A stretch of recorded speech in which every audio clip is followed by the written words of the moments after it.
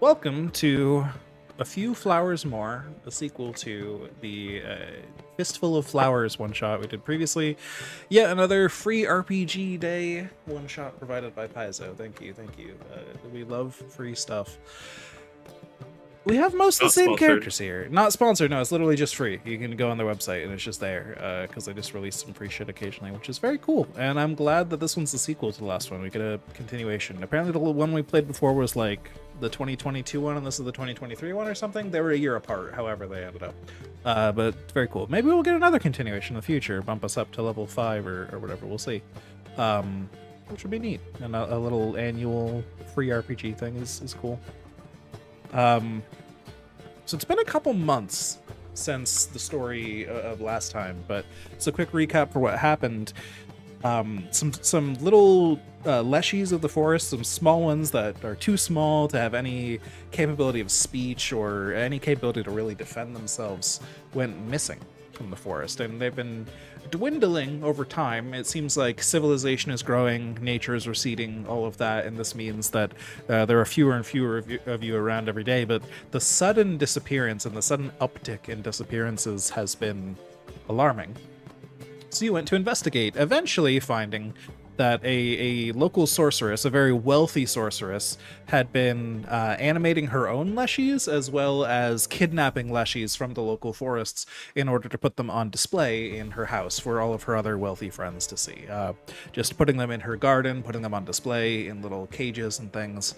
Very, very not good for those poor little leshies, because everyone there just assumed that all of their desperate attempts at escape were just little hijinks. Everyone thought that they were having a good time and having fun, but nobody understood the leshies' true emotions, which all of you understood.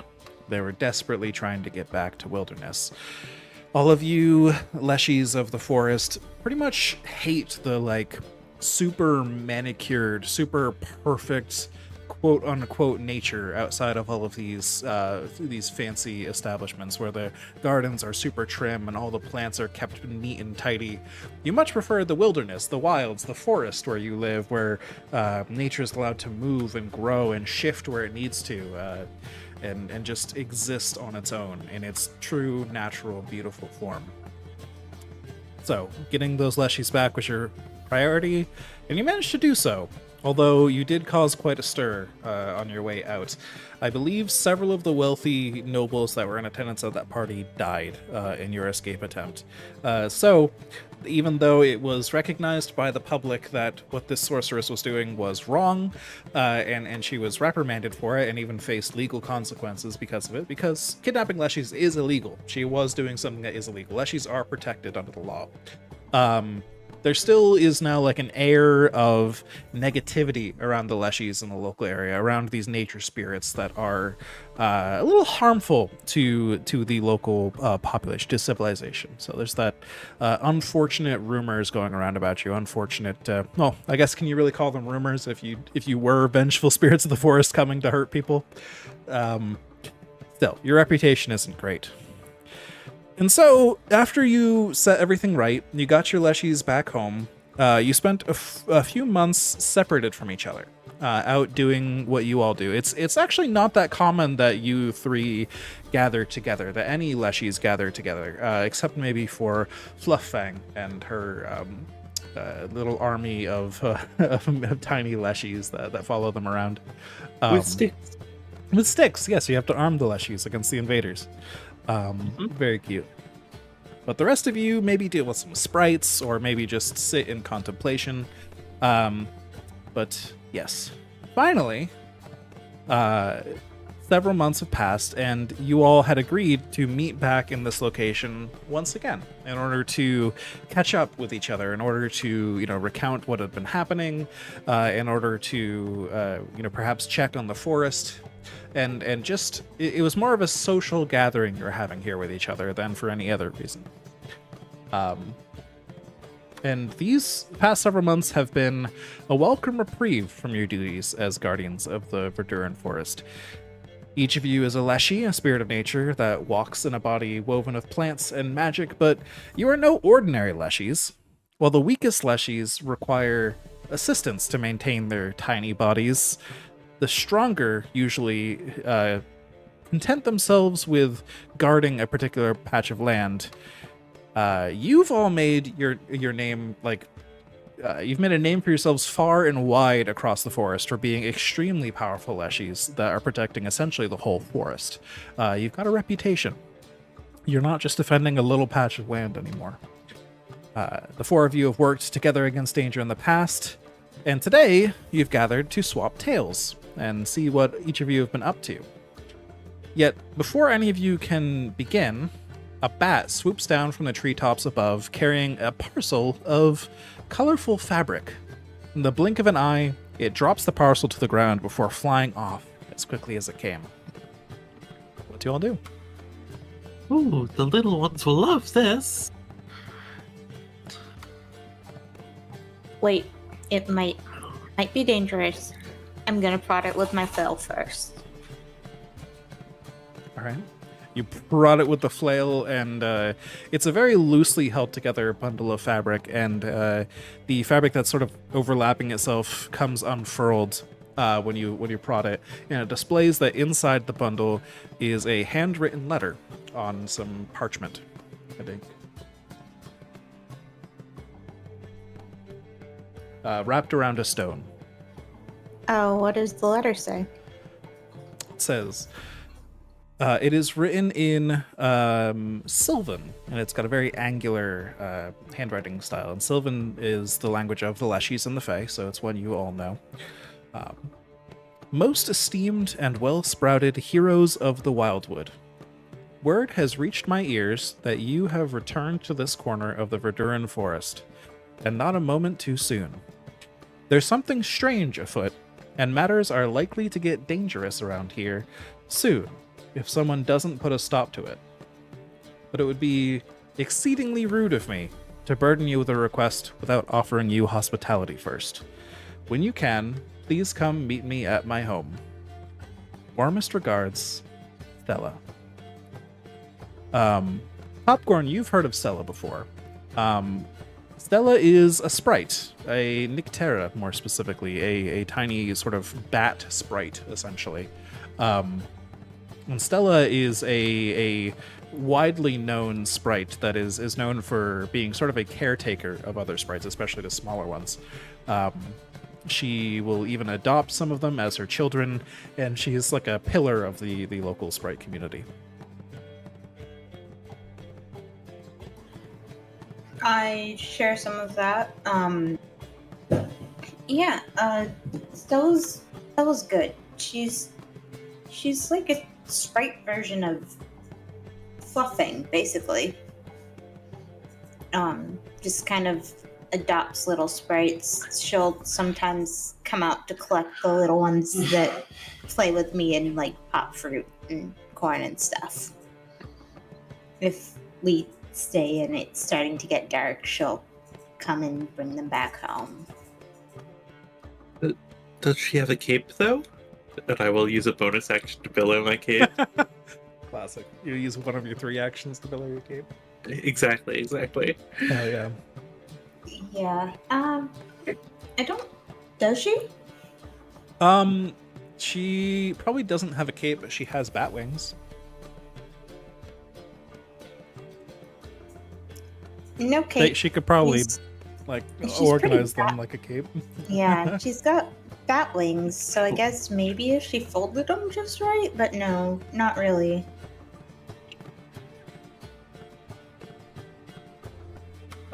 Fang will nod sagely, and go, I see. So I'm not the only one with a cape, then. No, but yours is definitely very magnificent. And it's so green, too. I will swish it in. Thank you, I grew these leaves myself. I can tell just the amount of care that went into it. Has I'm reaching gonna rings. pick up Sorry, go ahead. the stone as well. Yeah, fair enough. Reaching rings, have you sort of been like blending into a local tree or something during this chatter? Just like disappearing like a rogue? Yeah. Sweet. Yeah, you all look around and Reaching Rings has just disappeared. He's always on guard, so he's kind of using his terrain stalker ability and kind of like moving through the underbrush quietly, like listening but watching. Makes sense. I know. What was the other one's name? Bottle Speaker? Bottle Speaker, yeah. Bottle Speaker was busy today, unfortunately. Yeah. I was like, Taking care of. I know Bottle Ezra. Speaker had like some kind of rest and rejuvenation thing, but I thought Reaching Rings was gonna come with, right? I thought so. Weren't they here earlier? I don't know. Hey, The Rings, colorful you here? moths just are so distracting. He steps on a branch and he like pops his head out and he's like, I'm still here, I'm listening. Just observing. Alright. Well, I guess I will find my way to Stella's then. Have I Alright. ever been that way? Yeah, I think you would have been that way a few times, actually, especially because you're so involved with the sprite population nearby that they Yeah, definitely would have I brought feel you like here. a game of like dodgeball tag with fruit and stuff probably made its way there at some point. Yeah, that makes sense. Or perhaps you've escorted some sprites home there late at night or something. Like, Yeah. get home to a safe place. Yeah. Mhm. So yeah, it's a short distance nearby, like less than a half-hour walk. Not far at all. Part of the local community. And when you get there, before you even reach the door swings open, and it is a door large enough for all of you to walk through, although the one inside opening the door for you is very small. As a gray-furred Terra woman opens the door, greeting you with a smile, and she's sort of flying up by the doorknob in order to hold it open for you here. She says, "Oh, good, you're here. Please, come in, have a seat. Have a seat, enjoy some snacks." And as she opens the door even wider, you can see through that even though Nyctera is, this Nyctera woman, Stella, is only like a foot tall, and you all are like 3 feet-ish tall, depending on the character in particular. I think Fluffang is probably the tallest at like 3 feet tall, but yeah, she gestures you in, and you can see through the door that despite her being shorter than all of you, her home is arranged for maximum hospitality, and she has like tables and chairs of various sizes of all of the different fake creatures that could be in the woods that stop by to visit. So like there's a table that's sized for you all, there's a table that's sized for sprites, and so on and so forth. I'm gonna yeah, go ahead. take a peek around and see if any of the little ones are hiding. Sure. Can you give me a check for that? I mean, perception would make sense to me. I have a quick question that's kind of off topic. Yeah, go for it. I thought my character was an expert in stealth and thievery, but it just says trained now? It might have just changed in this version of the thing. Hold on. On your proficiencies list last time, proficiencies. Yeah, at least stealth check, because I know the quiet allies allows your allies to follow the expert. Right. That might have just been an error with the import. You can go ahead and bump that up to expert. That's fine. It does look like you were an expert before, so it doesn't make sense that you would go down. But yeah, anyways, you look around for any hidden sprites, and with a 19, you don't notice any sprites hiding outside the home nearby, but inside, you can hear some chatter in the distance coming from inside the home.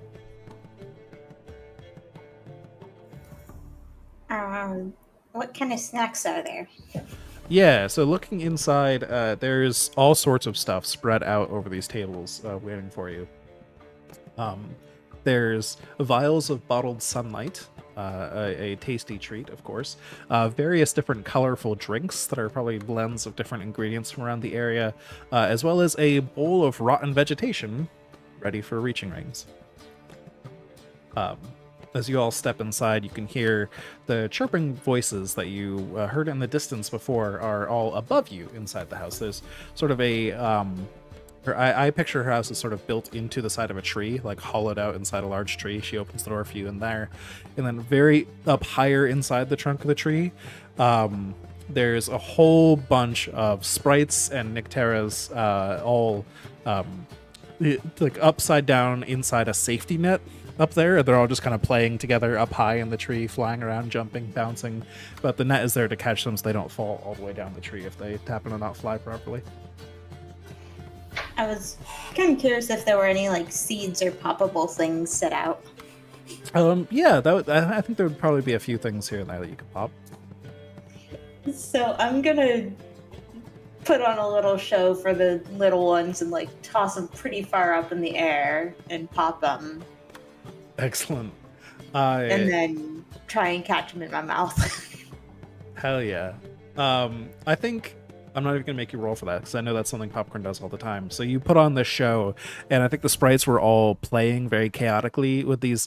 Many of them are very, very young sprites, so their voices are all way, way high in the register that you can barely even hear what they're saying.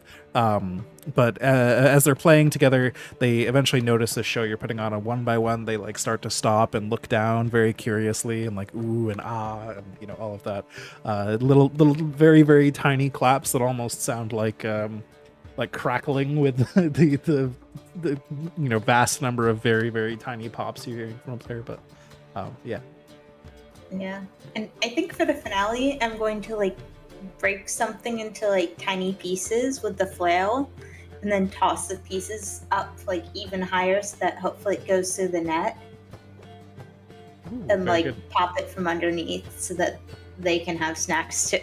Oh yeah, they're all very small, and you throw these chunks up there, and they split up into pieces. They pop them. They go through the net, and they sort of all of the sprites up there sort of cluster around those pieces and start to tear off chunks from themselves, and they all sit down and start just nibbling on the chunks that they've pulled apart. And Stella will say, "Oh goodness, we really need to have you over here more often, Popcorn. What a show!" And she's like clapping and playing along, like very good, very good. Shrugs like, well, it wouldn't be a visit if I didn't give them something to keep them happy. Of course, yes. Very good.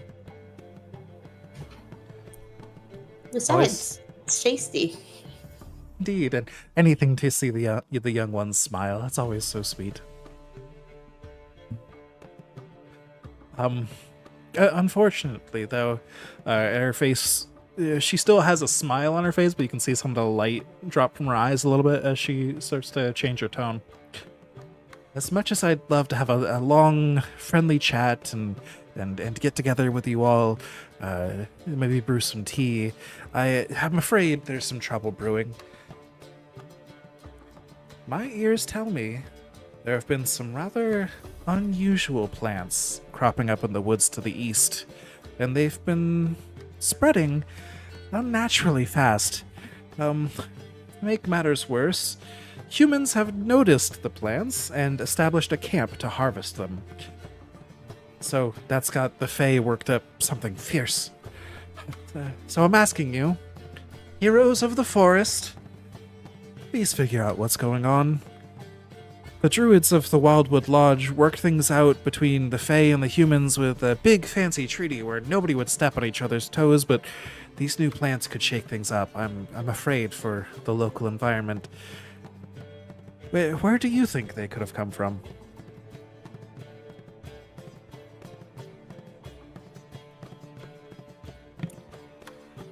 Potentially the ground? I feel like a lot of plants come from the ground, right? I do believe from the ground, yes. I wonder, what kind of plants are they? All sorts of plants, I'm told.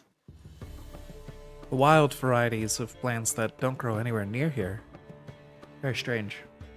And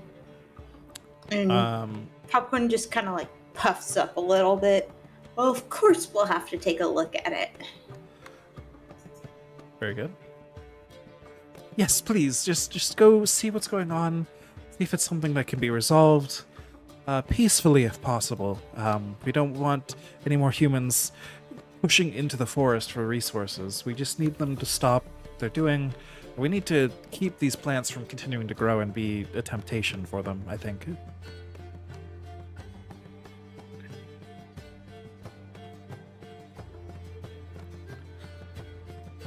That sounds like a good plan to me. Oh, I do have one theory, and stay with me on this because it's a bit of a strange one, and it may be nothing. I don't want to jump to conclusions, but it could be possibly a breach to the first world. Now, a breach being this far out in the forest is completely unheard of, I know, but all the symptoms line up. Strange plants growing rapidly.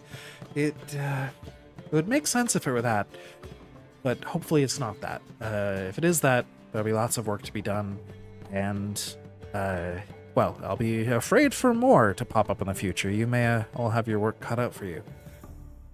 But that's my theory at the moment. Do I know what that means? Sure. I will say all of you being fey creatures yourselves will probably know what the first world is. The first world is... My Pathfinder lore is a little rusty, but the first world is essentially like the Feywild. But it was, in this case, the gods' first draft at creating a world. And so not all of the rules of that world were completed yet. It's a very unfinished world. They didn't settle on making the planet round yet, for example. The laws of physics aren't all set up yet. So it's just like an infinite plane of ridiculousness and weird creatures that have all been sort of thrown together before the gods settled on their more grounded designs that they made the current world out of. So it's fucky. So it's kind of fucky. And later they made a plane that then split into the material plane and the shadow plane. But the first world was before even the shadow plane as well, and sort of is kind of underneath both the material plane and the shadow plane, essentially. So it can break through anywhere, and it kind of has elements of both in it. So yeah, got all sorts of weird stuff. It's where most of the Fae come from, all of that. And it tends to be very rich with primal magic stuff. So a breach from the Fae, from the first world, from the Fae realm, essentially is that world leaking into the material world, which can happen in places, especially like the Verduran forest, where there's lots of rich primal energy and stuff. And possibly one of the reasons the Verduran forest is so rich with primal energy is because of all of the breaches from the first world that happen here. But that tends to be more towards the core of the forest, and very unheard of for it to reach out this far to the edge of the forest.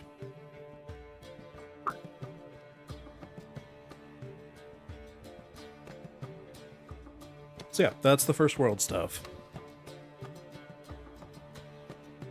So I know wouldn't make too much sense for it to be out this far, and we may need to look into why it's out this far, but it could be that. That's all I'm saying.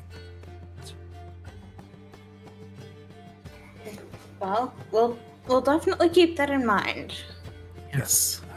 That would definitely be a problem to solve. Well, Can't quite hit a portal. probably not, no. But best of luck with whatever you find.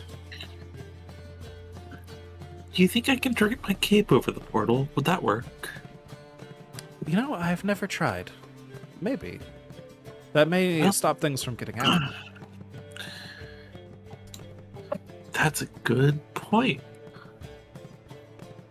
But anyways, I shouldn't keep you any longer. We really should take care of this as soon as possible. More snacks when you come back, I promise. I'll have tea this time, too.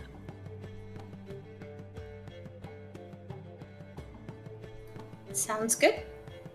We will be back soon. Hopefully. Has anyone gone missing this time around? No, so far everyone is accounted for. That is very thankfully good. All No right. missing so we leshies, just no got missing some. sprites. So we just got some extras to deal with that are getting us some unwanted attention. Exactly. All right. Cool. I'll see if there's anything worth whacking. I wish you great luck. And so, I assume you all depart for the location that Stella would give you directions to. I don't have good directions to get you there because it's all Fey forest speech and, like, turn right after the third tree that looks like this shade of brown and, things like that. They're all very naturey landmarks and things, but eventually you make your way there. And it is a bit of a walk. It does take you like a couple hours to get out there. It's not super close to the location you are all usually in. So this is something that, word has come from afar that perhaps the heroes of the forest could come and fix this problem. But within about a half a day of travel, you manage to get your way to the camp where these humans have been staying, these humans that have been harvesting things.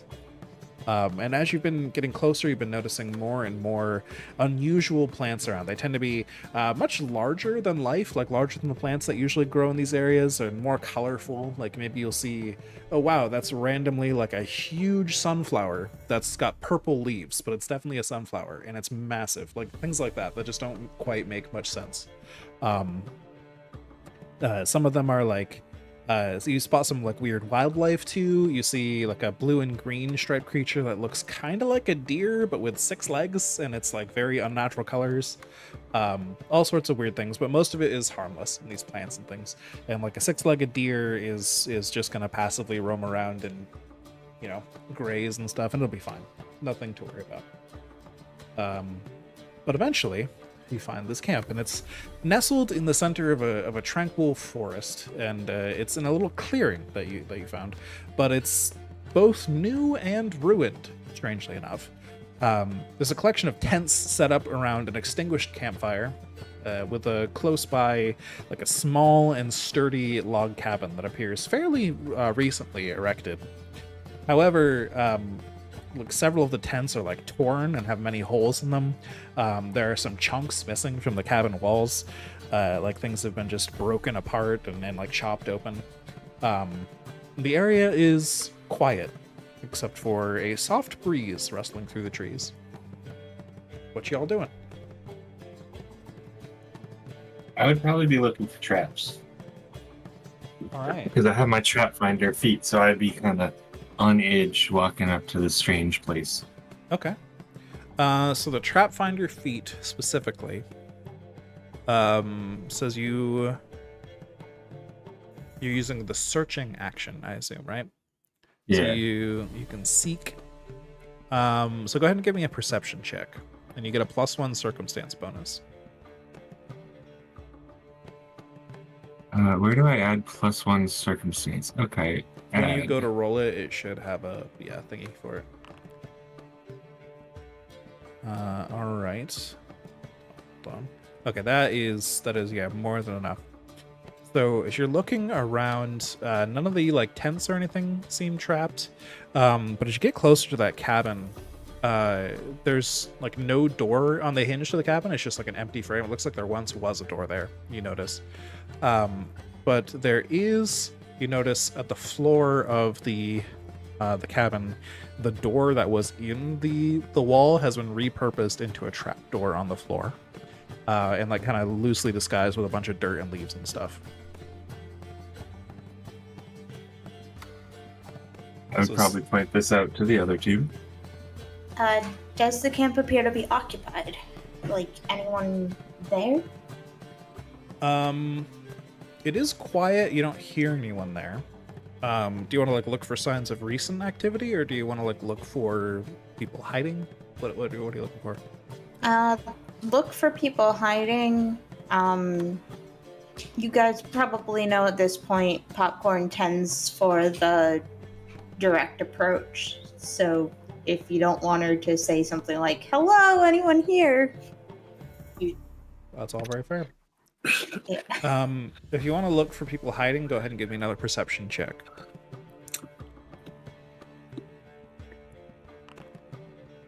Okay. You do hear the occasional, like, very slight, almost giggle that's like sort of stifled and muffled coming from inside the cabin. Like shh, like shushing each other and giggling, and something clearly waiting inside the cabin. The trapdoor, does it look like if we throw something onto it, it'll go off, or is it like a certain heft won't be needed? Point of clarification, is it a trapped door or a trap door? A trapdoor in the floor. Yeah. Okay. So it's but not it a does, trap, it's just a repurposed door that's meant to hide something. It does appear to be a trapdoor that is a trap. Yes. Ah. It is like disguised with dirt and leaves and stuff. You can give me So trapdoor. a trapdoor. Reaching rings, you can give me a thievery check to see if you can work out a way to disable the trap. Yeah, it does look to you like a good amount of weight on it. Like maybe a particularly heavy rock or something should just break it open and yeah. But you would also know that it's a trapdoor, so if once it triggers, there's going to be a pit there, and it might be hard to get over the pit once the trapdoor triggers too. So it might not completely take care of the problem, but it at least won't trigger for someone. Well, yeah, I was just thinking that given Popcorn's direct approach, we could just trigger it, and it might alert whoever's inside to come out and investigate. Possibly. We could hear me. Okay, I've got a plan. So, here's what we do. We find something really heavy, and then find a way to push it onto the trapdoor, and then we go hide in the bushes. And then if anyone comes to investigate, if they look evil, we bombard them with arcane sticks.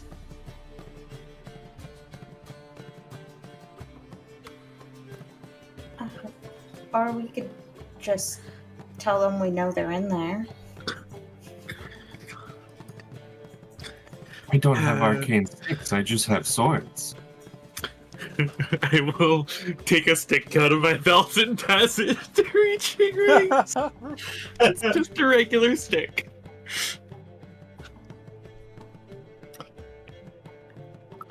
He's kind of investigating it, like, he's just looking at it, he's like, where's the sharp edges?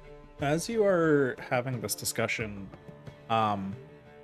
I described earlier that the cabin has some like chunks missing in it, like certain places look like something is kind of broken part of the wood away, like maybe an axe or something. It doesn't look as clean as an axe, but a tiny little purple head peeks out one of these gaps, looks at you all, and then ducks back inside quickly. Very tiny, much smaller than any of you. It doesn't look like a sprite, but it's about sprite sized. Quick question. Does the stuff disguising the trapdoor look flammable? There's a bunch of dried leaves and stuff, so probably, yeah. Can I rage and set it on fire? You could. Are you getting that close to the house?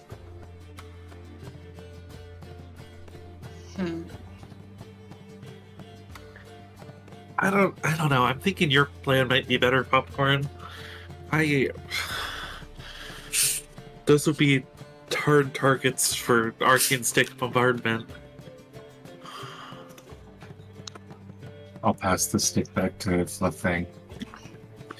No, keep it. You might need it. Think about all the possible uses for arcane sticks. Would it be fair to say I have a couple seeds on me? Yeah, I think so.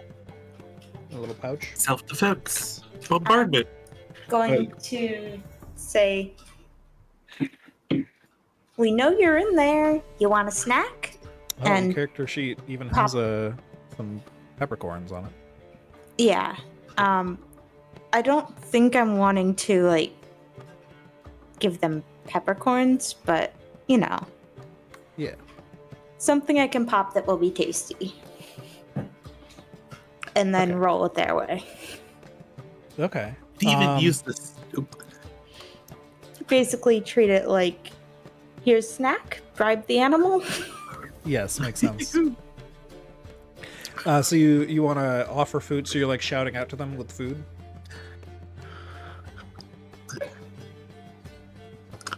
Okay. So you go ahead and you shout out at them with food. Did you hear, once you have made your presence known, or do you like shout at them with food? No response from the inside. I mean, heck, reaching rings. You could even use this arcane stick to reclaim the means of production. Think of the possibilities.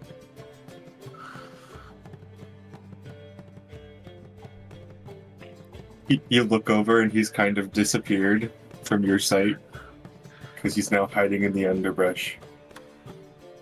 So it Oh, appears God damn it, where'd they go? whatever is inside is aware you're here and doesn't appear to be responding to your calls to it. But they're waiting inside and from the giggling you heard earlier, they appear to be mischievous creatures.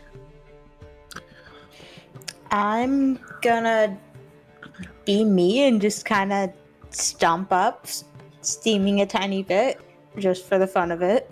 Oh, wait for me. And I will quickly follow. All right. And then Are you stomping up to the door of the cabin-ish? a few feet from, gonna toss a seed in the door. Okay. Where are the rest of you putting yourselves? Farther back? Near popcorn? Right behind popcorn. All right. I would be in the underbrush observing. Okay. Probably so I'll put slightly you off over her side. off to the side, yeah. Like accompanying, you know? And none of you have vision. Classic. Vision enabled. Vision enabled. Vision enabled. And then I need to make sure this isn't yeah, can you all see now? Uh-huh. Yes. Great. I see two very large S.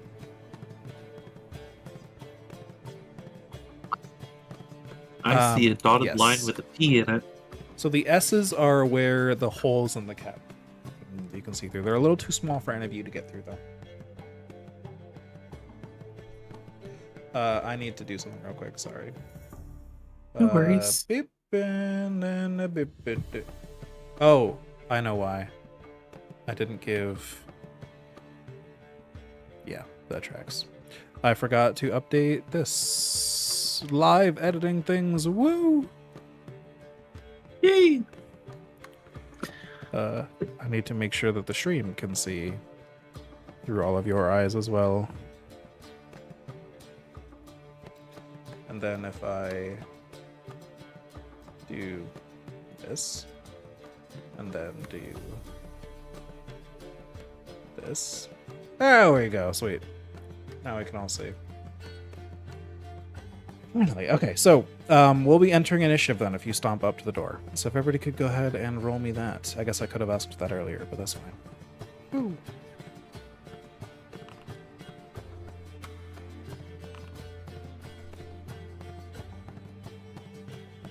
What is this surprise attack? You spring into combat faster than your foes.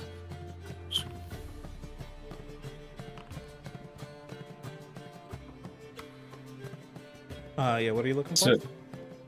So I'm looking at my surprise attack. You spring into combat faster than your foes. On the first round of combat, so since I'm hiding in the brush, can I use stealth for initiative? Yes. If you are sneaking, you can use stealth for initiative. And then you're looking at a specific feat here, you said? It was my surprise attack feat. Okay, I don't see that And for then- some reason. Oh, there it is. Creatures that haven't acted are off guard to you. Okay, so off guard is essentially flat-footed. So on the first round of combat, which this is, they'll count as off guard to you, which lets you trigger things like your sneak attack and all that stuff. It also gives them a negative to their armor class. Okay. Are you able to input that as my initiative roll? Because What did you? If 'Cause it you're on your says- sheet, right, under the initiative thing, there's a drop down that says perception. You can change that to a different skill and then click that. ooh, okay. Yeah, you can roll any skill for initiative as long as it's relevant. Normally it's perception, but if you're like sneaking into combat, it can be stealth. If you're a bard giving a performance and then suddenly fight breaks out, it could be you roll performance for your initiative. Like it could be all sorts of cool stuff. Yeah, I didn't know that, so I just rolled a stealth check. Oh, okay. Yeah, if you I'll assume popcorn is rolling. There's two popcorns with the. I don't know got how an that happened. 18 for my initiative. Yeah, I'll just remove this duplicate popcorn, however that happened. So you should be able to roll initiative the normal way then, reaching rings. Okay.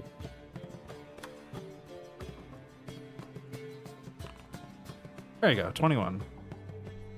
Well, I didn't keep my 29 for stealth. Oh. Yeah, sadly. Okay. So as you approach the building, you hear some rustling around inside as they begin to move about and prepare for what's coming here.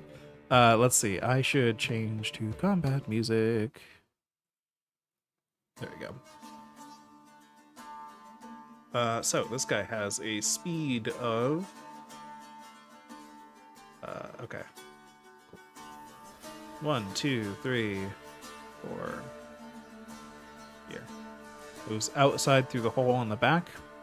And then it will take another move action.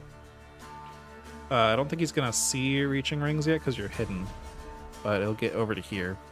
And then this next one is going to also...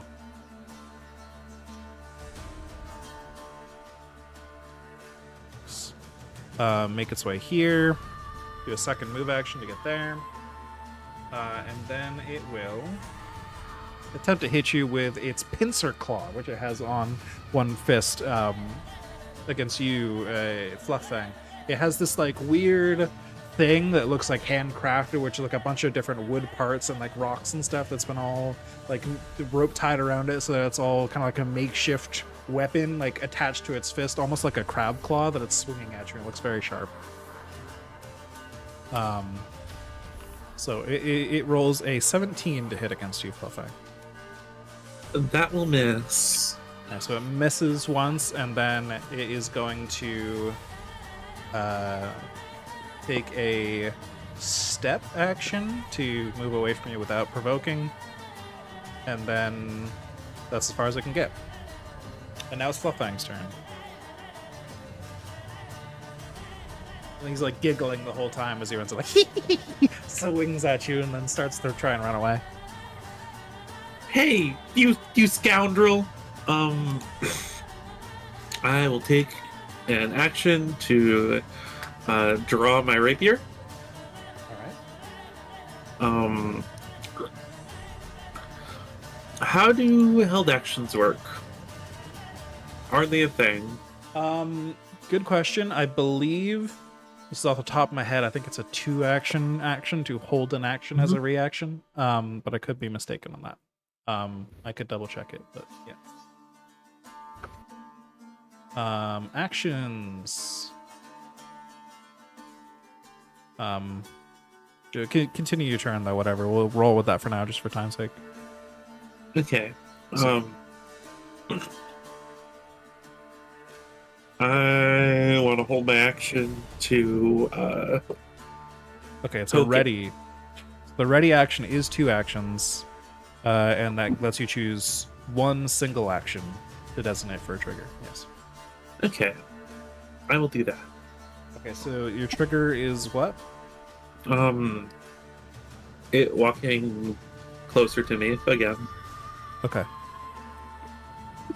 Makes sense. Cool. So we move on to reaching rings then. And reaching rings, looking at these things with their makeshift weapon, it looks to you like you could potentially use sabotage to break these weapons. They don't look very sturdy. You could probably very easily disarm them. Okay, I did read that, but I said you need a free hand, and usually I have 2 swords. Well, right now, I mean, you could have both your swords out, but you could also just put one of your swords away as one of your actions. If you need a free hand for something. Okay, so do you get free movement, or is movement one of your 3 actions? I'm pretty sure movement is one of your 3 actions. Okay, so in order to get up to them, I would need to move 5, 10, 15, 20, 25.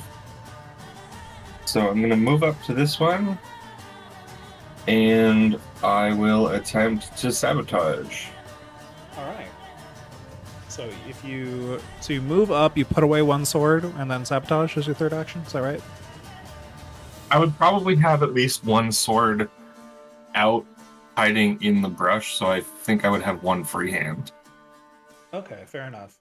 In the future, we should probably specify before combat starts what your handedness is, but this is fine for now.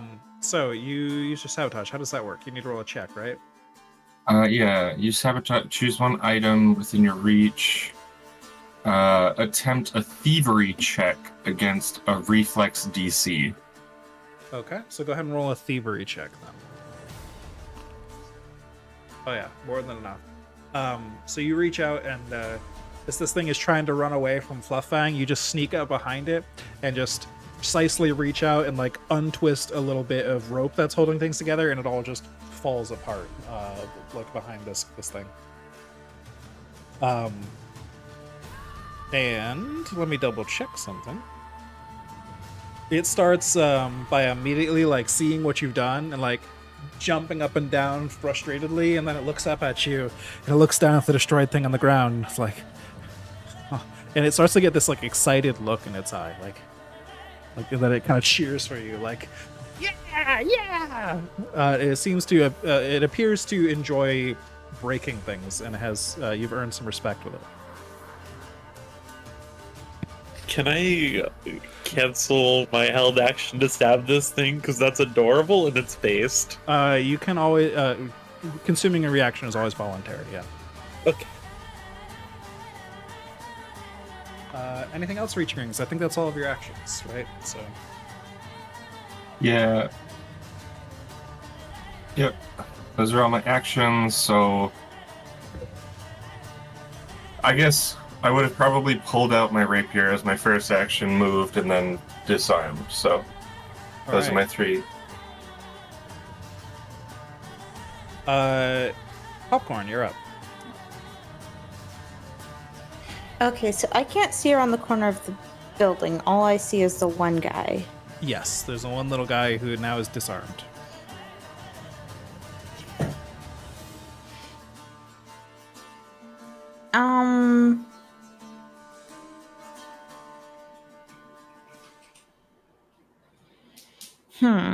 I still have that rock that I picked up from the message.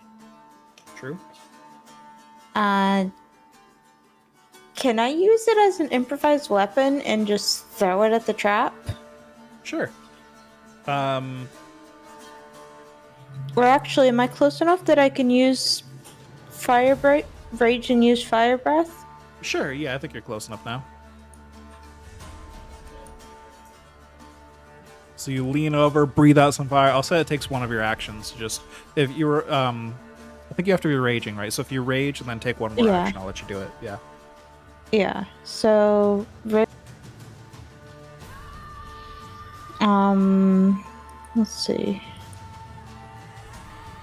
Is it just under my feet? So I think normally you don't technically have an actual fire breath. We've kind of been flavoring it. Normally you just add fire to your weapon attacks, I believe. Technically. Okay. Yeah, it says something about breath weapon. Yeah, I think at higher levels you would. And Oh, we've okay. kind of been flavor letting you light things on fire because it makes sense flavor wise. Okay, so I guess I'm going to use my second action to move up to the thing, and my third action to, like, flail, do fire damage. Okay, yeah, sounds good. So you can walk up there, swing the flail, a spark of fire ignites the dry leaves there, and the trap starts to like creak and crumble in on itself, and the pit beneath just begins to roar with fire as everything falls down into the pit and ignites at the bottom. I don't even need to roll the hit. No, I don't think so. Not in this case. I think just an action to do it, I think is pretty fair. Okay, You're just hitting the ground. It's got a pretty low AC. cool.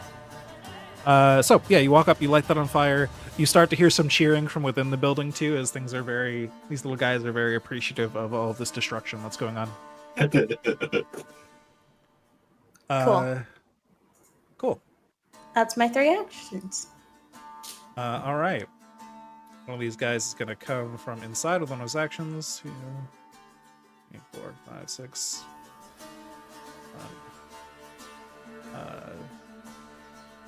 Gonna try and get outside with a second move action, and then I guess we'll do a third move action.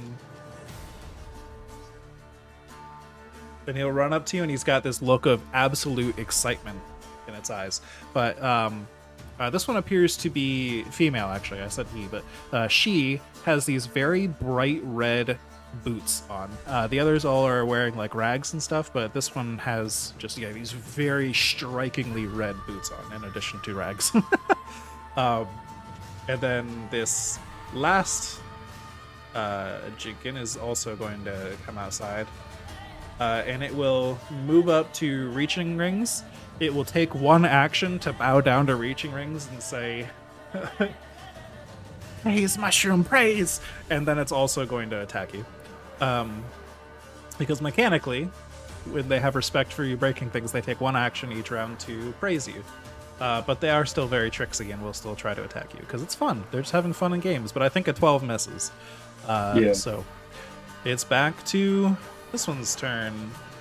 And he's going to rush up here to reaching rings and also try to attack you. He's going to take one turn again to bow down.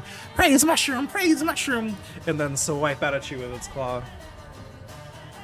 It's another 12 to hit. He misses. And then it's Fluffang's turn.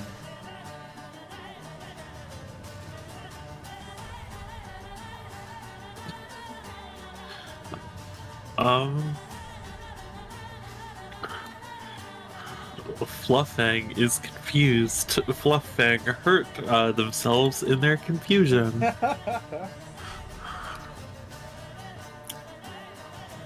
I mean,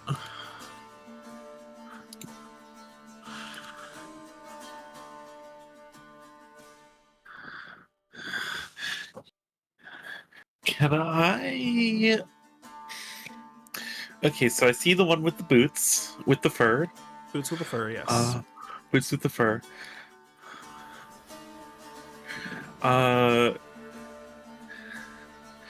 Can I cast message on it? And be like, "Hey there, who are you? What are you doing?" Does message allow it to respond for free? Brief Also- response is a reaction or is a free action on their next turn if they wish. Okay, and also just to be clear here, they do appear to share a language with you regardless. If you just want to talk, is also fair. But because you've heard them saying like praise mushroom and stuff. But this message would like make it secret for only that one, right? Yeah, Okay. because that one looks like the boss. So yeah, I don't think it understands that it's a secret message, and so it just responds to you as well in secret, and no one else hears this. But it just stands there like emoting, talking at you, and no one else hears it. It says, Final Fantasy hands. Exactly. I'm Vilma. I have fancy boots. Stands proudly, displaying the boots.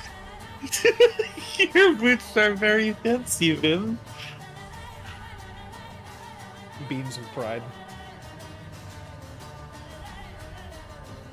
Oh,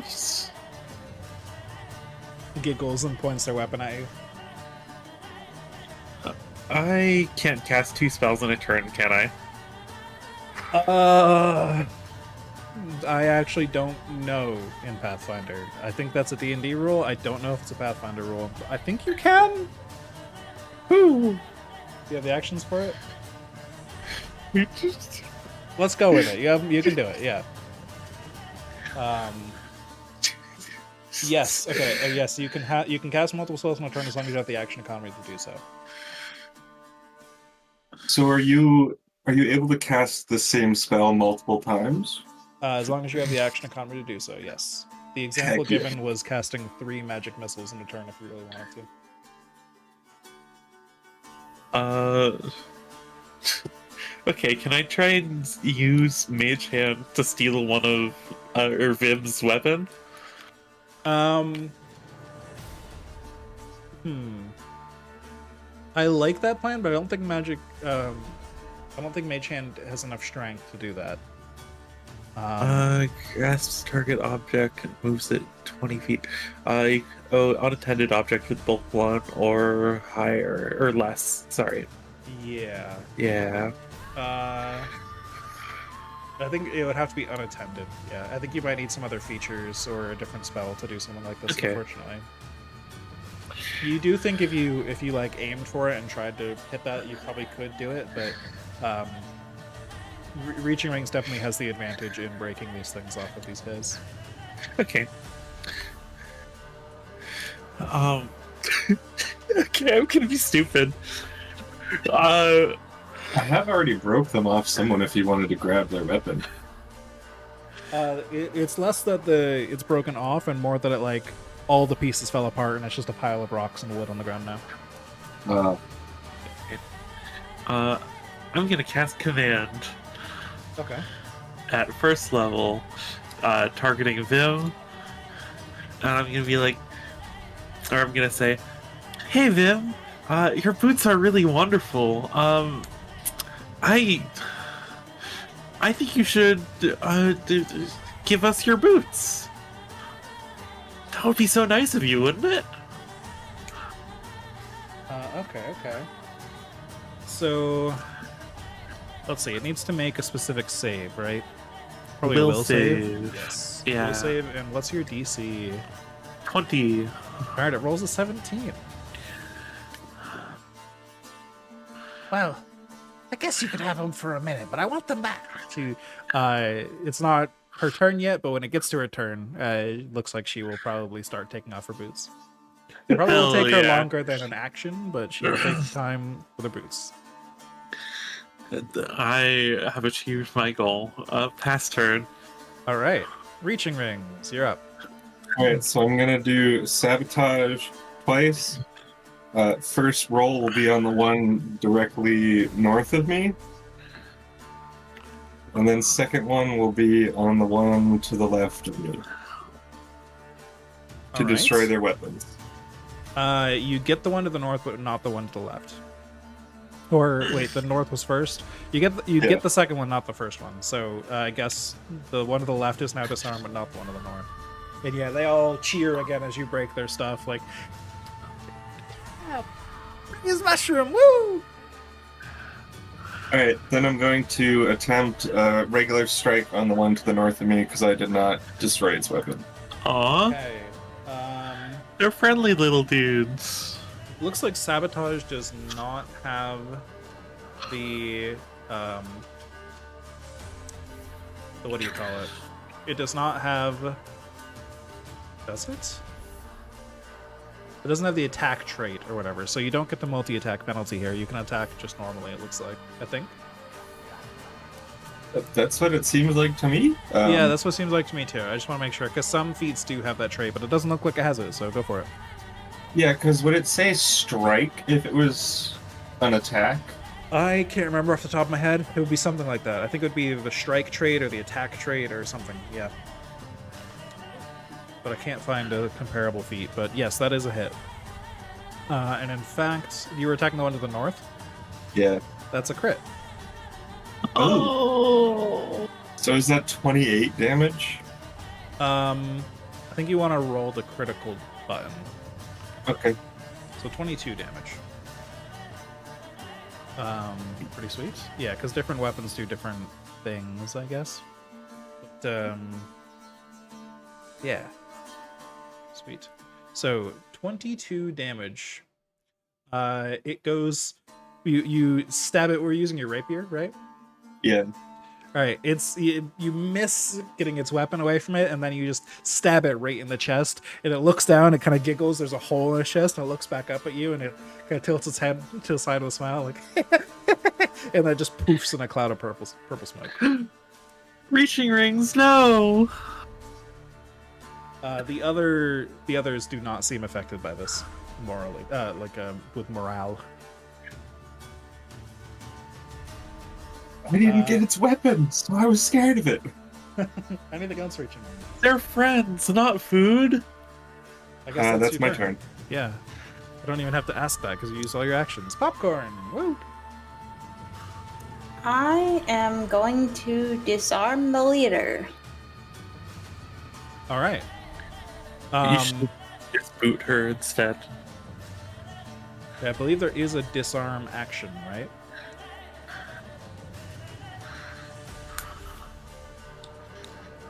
Yes, I'm trying to find out how to use it. Yeah. I'm also trying to find out how to use it. So my rapier one has sec. disarm action. There is a disarm trait. You may need a disarming weapon. Ah, Wait, no, there is a disarm action requirement. You have at least one hand free. The target can't be more than one size larger than you. So, you attempt an athletics check against the target's reflex DC. So I think the advantage of reaching rings sabotage is you get to use thievery instead of athletics, which is a much better skill for you. okay. So I will use one action to switch to a one-handed grip.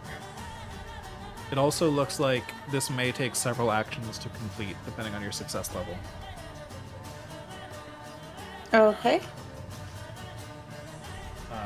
Yes, so release is a free action. Okay. So, let's see. And then I assume you move over and athletics check.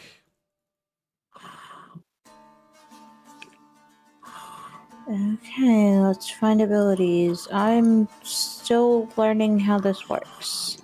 Yeah, it's under proficiencies. It looks like a medal. Yep. I think. Or Found not a it. medal, hand. There it is. Athletics, that is above the DC. So that is a success. You weaken the target's grasping item. Attempts to disarm the target gain a +2 circumstance bonus. The target takes a -2 circumstance bonus with attacks because their grip is weakened. But you haven't knocked it completely out of their hand yet. I'm gonna do it again. All right, so you have a +2 circumstance bonus this time.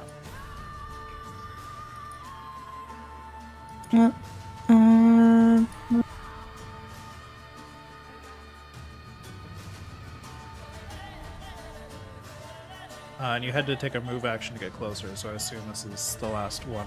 And that is a critical success, which is what is required to completely knock the item out of the target's grasp.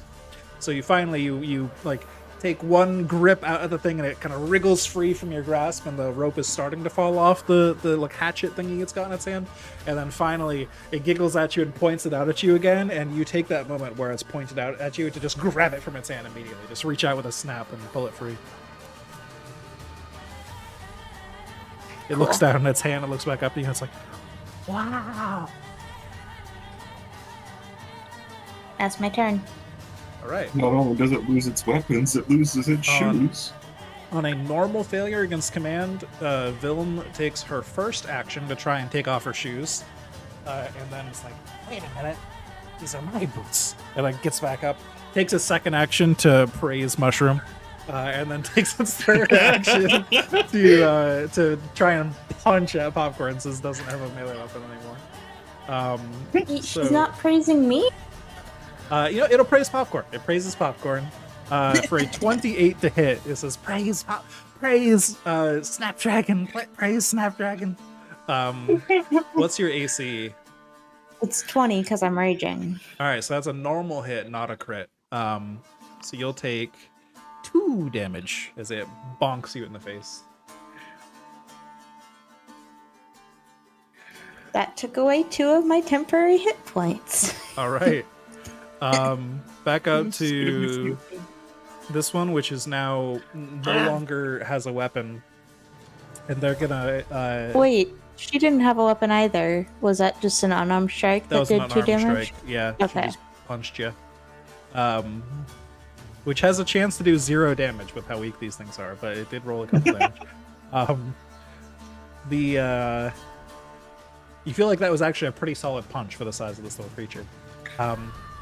The others here are going to they're all disarmed now. They're all looking at each other, and now I think they're gonna end combat at this point, unless the rest of you will keep beating on them. Not that they're gonna run away. I Don't have worry. an action that I would like to take. Okay. Yeah. What are you gonna do? I want to take a move action to get over to Vim.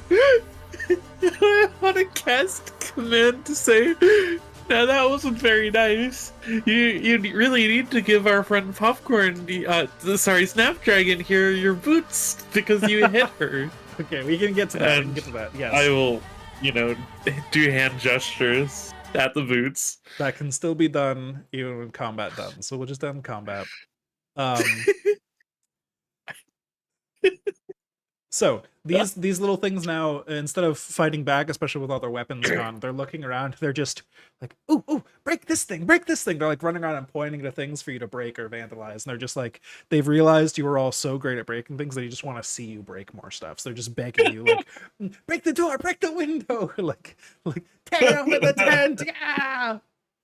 And then you cast command. So Vilm needs to roll another will save. Vilm rolls an 11, which is another normal success. They only take 1 action to try and take off their boots. You could try using your words instead. No. Can I do a long jump and cover the 10 feet of the trap? Probably. I think you can. It's based on your strength, right? You're pretty strong. Yeah. Would that be an athletics? I am pretty sure you might just be able to clear that with your strength. Yeah, and I think there's something about me still raging Long because jump. it's not been a minute that can help with that. Okay, so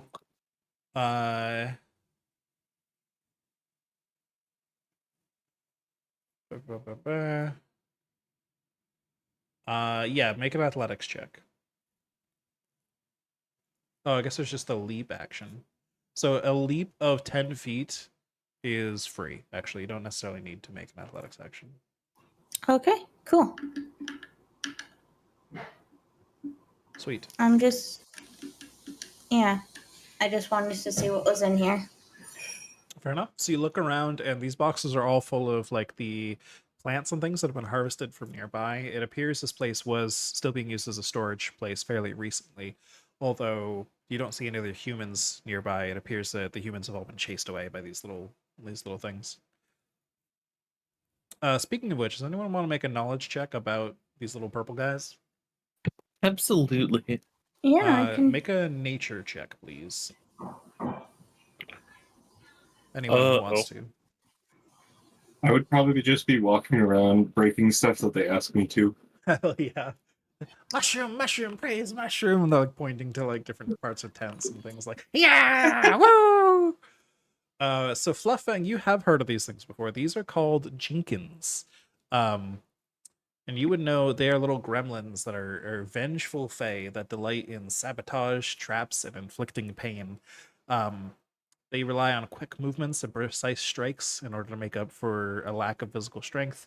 And if there's enough of them together, they can apply curses to objects.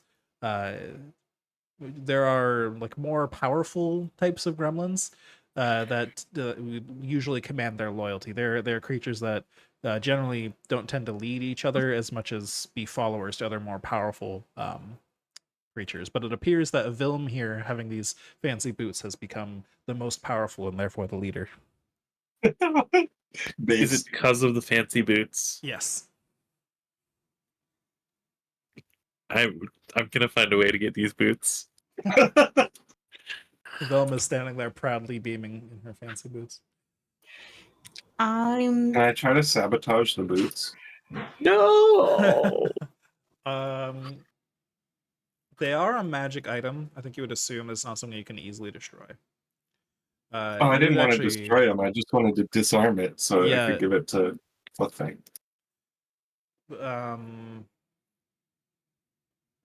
It has to be something they're wielding or carrying, not something that they have equipped. Okay. While I'm in here, I'm just gonna go on a little bit of a rampage. All right. Are you just smashing I'm still things? raging. I'm just gonna smash things and let them start burning. All right. You're burning down the house. What are you doing, Fluffang? I want to ask of them what they're doing and why is this place like this and what's going on. Because she probably has information on that sorts of thing. Yes, yes. Well, we met this guy. He gave me these fancy boots. He gave me these fancy boots and said, "Oh, there's some humans nearby. We should go Side play note, tricks on them." do, Yes. do you have any extra fancy boots? Oh no, these are my fancy boots. But there's For this guy. now? If you want fancy boots, we should show you to the guy. His name was Carl the cobbler. Carl the cobbler. Yes. He has a fancy red hat. All right. Very spiky, impressive boots. Very good at breaking things. Carl is very strong. Continue, please. What were you saying? Carl's very strong. No, before the boots. What about the boots? The boots. Oh, Wait. aren't they wonderful? Beams proudly. They are. So, wait, how did all this happen? How did what happen? Like, what went on here before we got here? Oh, we played lots of tricks. It was lots of fun. You should have been here. You would have loved it with all the breaking things. Breaking things is fun. Almost as fun as It's very boots. fun. Exactly. See, you get it. Praise Sunflower. Actually, I'm a dandelion, I think. Oh, praise Dandelion. You might even call me end off finger gun. A dandelion. Oh. Never met a dandelion.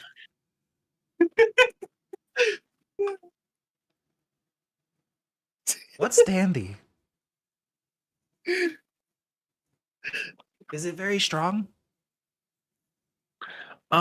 Like Carl. It's like your boots. Oh. Nods sagely. You hear the sound of reaching rings breaking and tearing things in the background and the cheers of the other little Jenkins. Once I'm done smashing things inside, I'm gonna say we should probably go see Carl. You are very strong like Carl. You should meet Carl, yes. Can you take us there? Of course. Not very far. Oh, but Carl said we should stay here. And kind of looks at the ground. Can you tell us how to find Carl? Oh, yes, Carl is that way. Wait, no, that way. Kind of spins around in a circle. Yeah, that way, yep. There's, fancy, colorful. That way. Very shiny. Carl. I'm just gonna start wandering around. Hmm. Give me are you looking for things in particular? I am looking for any sign of anything fancy or where they actually. Yeah. I'm Give me looking for the trail of destruction that they would yeah, have left in their wake. give me a perception check for sure. Oh yeah, easily. You find the tracks they left as they came here, especially those big red boots. And yeah, they're like plants that they were just hacking at and tearing at as they walked. It's a pretty easy trail to follow. Cool. I think I'm just gonna start wandering to go find Carl, whoever Carl is. All right. Do these two little friends follow me when I like walk back around the building? Yeah, they'll follow you until you get back to Willem, and then they'll like fall in line with Willem. Oh, okay. They don't appear to be your minions now. They were just enjoying playing with you. Okay, so you guys follow the trail to Carl. Anything Yeah. you want to say to Yes. these Jenkins before you go? I will hand one of them an arcane stick. Oh, That's dangerous. you hand it to one of them. Do you hand it to Willem or one of the other two? One of the other two. I want to sow chaos. All right, you hand it to the one on the left, the closest one to you, and it looks down at it with these like big, wide, sparkly eyes as it stares down and like holds it in two hands, then stabs it up in the air like a sword, says "Ah!" And the other one tackles it and tries to wrench it away. They're like on the cartoon, punching each other, kicking each other, trying to get this stick. Seeing this, Fluffang will sigh and be like, "Ah, yes, this is a familiar sight. I like this." It's Big just Reaper funny is- because Reaching Rings doesn't know this is an arcane stick. It's a stick. He just thinks it is. It's literally just a stick. You've also been duped. Well, I would like one of my traits is dubious knowledge. Like what I'm Yes, told true. is fact. Cool, so they're fighting over stick. Anything else? Nope. All right. So you head off down the trail, seeking out this big, strong Carl you were told about, with a fancy red hat and these spiky metal boots. It doesn't take you long to get there.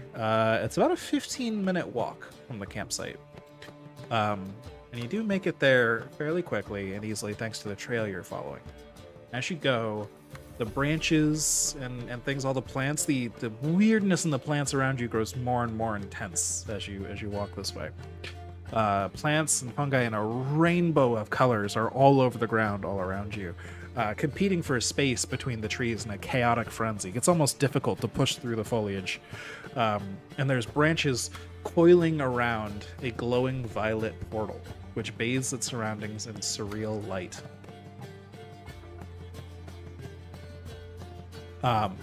You feel great in this light. You feel strong. Like the air smells good here. You feel energized.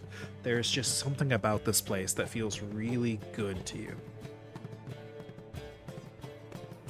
Do I see a bright red hat anywhere? You do indeed see a bright red hat just poking out over the top of a bush nearby. Very like a long pointy hat. That's sort of like a sort of floppy red pointy hat, but it's got enough stiffness to it that it sticks up out and over and kind of hangs off to the side over the top of a bush.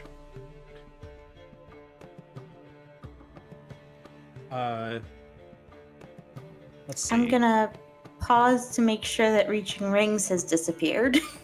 You don't give me a nature check to recall knowledge.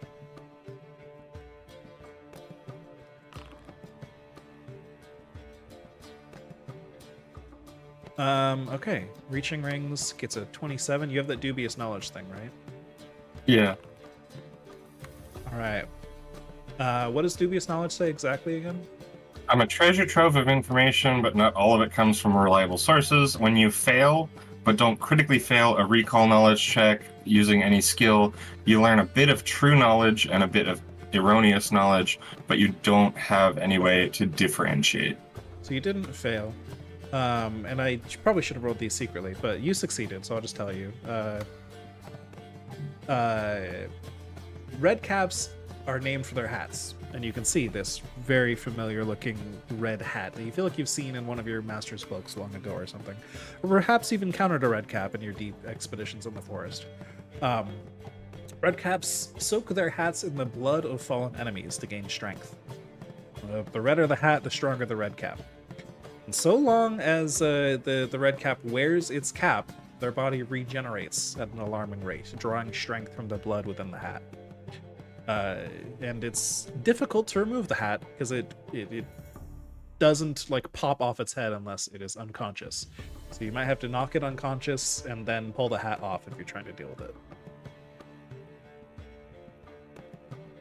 But yeah, you see that very familiar hat, very indicative of a red cap behind that bush. Was Reaching Rings the only one who passed the check? Yes. Okay.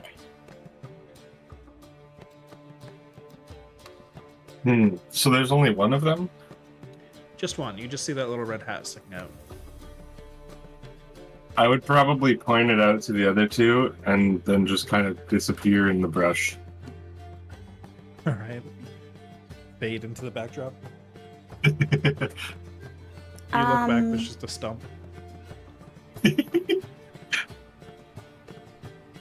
Can I shout, "Hey, Carl," and then as soon as I see a face, whack it with the flail? I mean, it's pretty far away, but you could rush up to it. You're seeing it's in the distance right now. It's not like right nearby. But if you want to sneak up to it, you could. But right now, I'm assuming you're far away from it. Hear me Yeah. out. Hear me out. Hear me out. Yeet the flail. No. Falkner's like, my flail. No.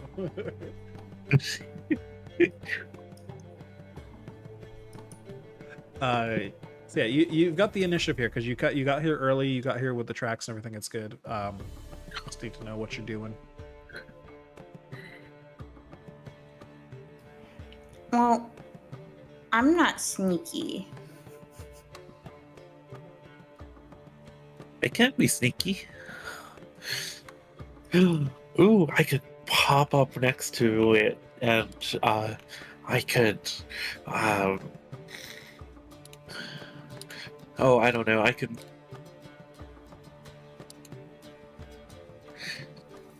ask it what it's doing and look cute.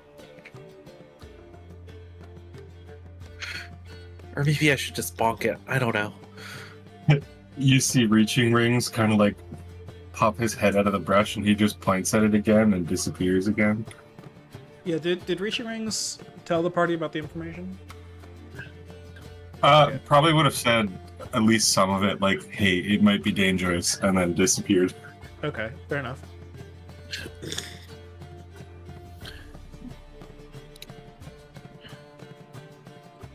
I'm just gonna opt for distraction mode and say, "Hello, Carl." As I approach. Can I vanish into the surroundings in the opposite direction as Reaching Rings while Popcorn distracts? Sure, yeah, you could do that. And so if you're both trying to roll stealth for initiative, you could do that.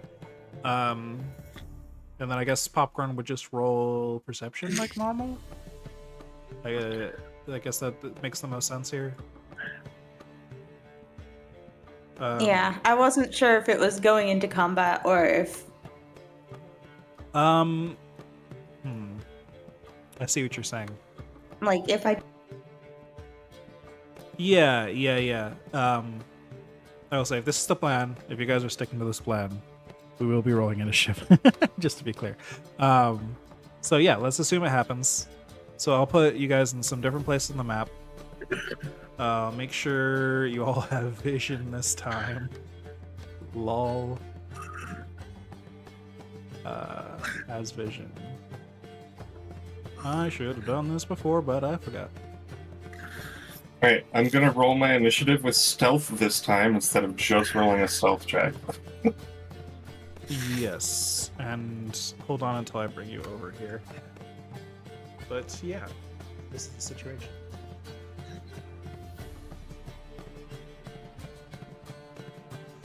So you two are off hiding in the bushes, and Popcorn's about to shout, and you get their attention, and so Carl pops out of the bush, and as soon as he sees you, points, he's got like a long scythe that he points at you. He says, "You won't get away from me! No, no, no, no, no!" And he starts charging towards you, and these two other little gremlins pop out from behind the bush, and we're gonna roll for initiative.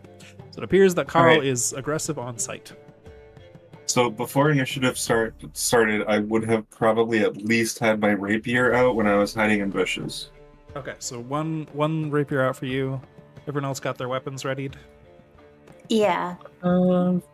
Yeah, I probably did if I was gonna sneak into a bush.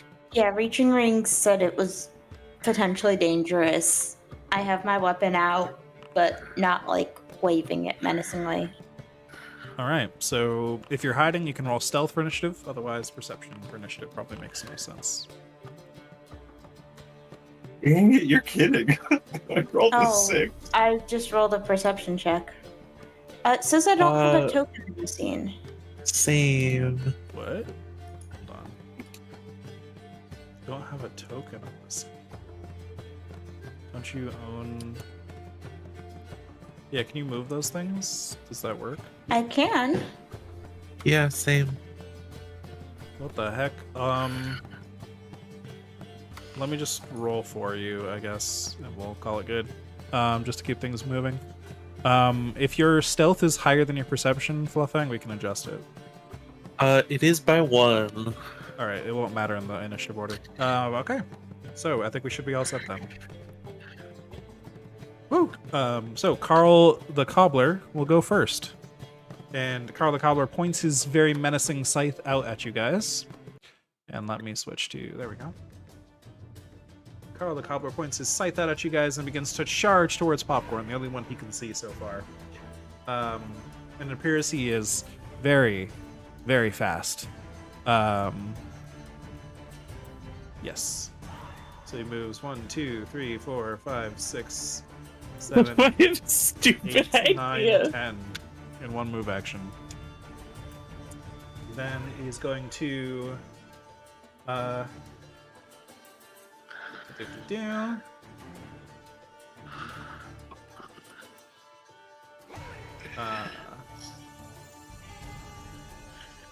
he's going to attempt to shove you over Popcorn, like push you onto the ground. So that's an opposed athletics. Okay. Oh. He rolled a natural 20 and beat your roll, so that is a critical success. So he shoves you to the ground as a critical success, and then doesn't even swipe at you with his scythe. He then just, as you're on the ground, uses his third action to reel back with one of his big metal spiky shoes and just starts stomping on you with it, like curb stomping, like as he continues stomping. So the stomp is a boot strike. That's a 30 to hit. Yeah, that hits. Is that 10 greater than your AC? No. My AC is 21 right now. Ah, because you're not raging it. Okay, cool. So it's not a crit, thankfully, since you're not raging. Very close. So it does 9 piercing damage, as well as 2d6 bleed. There we go. 2d6 persistent bleed. Did it not roll? There we go. Damage. Oh, I have to select you. Like that? Oh, I guess it rolls it every turn. Okay, I get it. So you take no damage so far. On your turn, you'll take bleed. But for now, you take 9 piercing damage. Okay, one Deal with the sec. bleed damage as we get to it. As he's just sitting there stomping you into the grass. And you should also be. Oh wait, because you're prone, I think this would have been a crit actually. Hold on, Great. because prone should change your AC. Is that correct? That is Yep, prone my to you. AC was 19. Okay, so that is a crit. So I'm just gonna roll critical damage instead.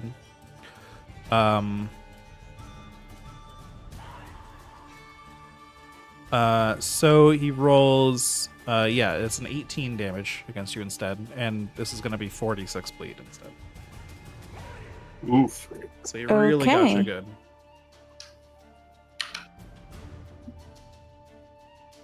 Okay, there we go. All right, then it's one of the Ripclaw's turns. This little Ripclaw is going to spend 2, 3, 4, 5, 6. 1, 2, 3, 4, 5, 6. 2 movement actions to get here. Since you're the only one I can see, it is going to attempt. It's going to attempt to strike you with its claw. 24 to hit. I believe that's a normal hit, not a crit. So that is 6 Yes. piercing damage. It ends its turn. The third little Jinkin is going to run up and do pretty much the same thing. It can barely get in range. Once again, 2 move actions to get it here. Another strike attack. 13 to hit is a miss, I believe. And it is Yes. Reaching Ring's turn. As these two things are gathering around, stabbing down at you with their claws where you're on the ground like... Alright, so 5, 10, 15, 20, 25. I can move here.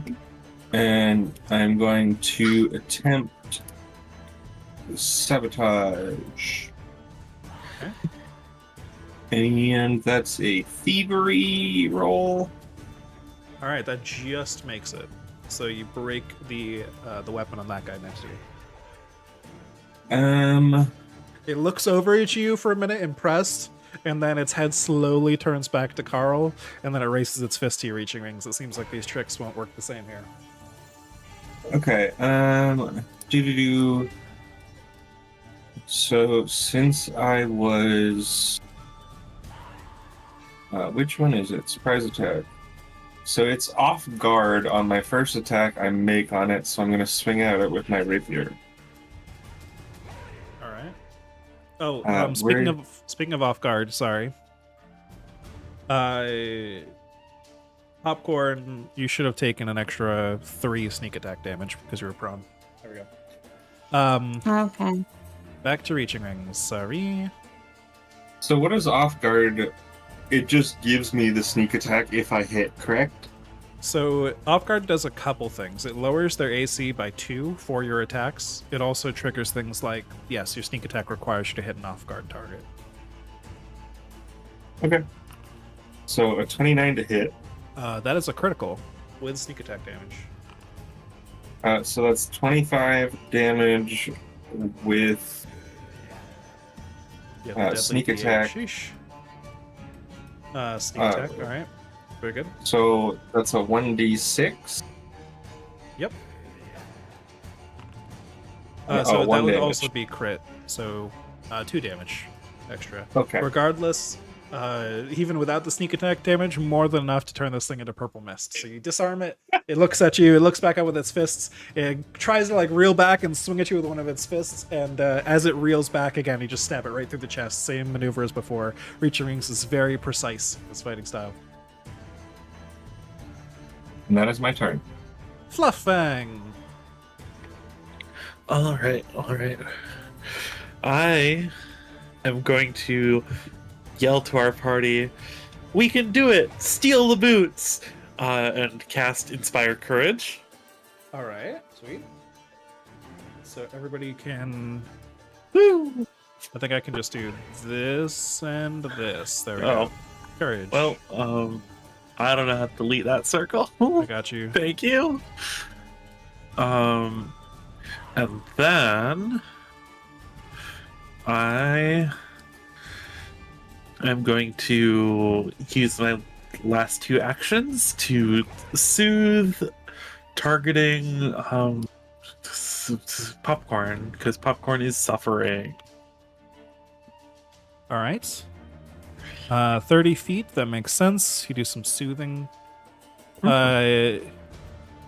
Cool. You said you... Hold on. Okay, the duration is for extra saves. Cool. So, yep, Popcorn technically gets the soothe effect, and you can go ahead and roll healing. 19. Very cool. Alright, one sec. I need. I think for flavor, you reach out with this primal magic, and the plants around Popcorn like grow up and into Popcorn and begin to like fill the holes, like the grass from the ground like reaches up and patches wounds. Oh, that's cursed. I mean, I'd love it, but it's cursed. Oh, you're plant creatures.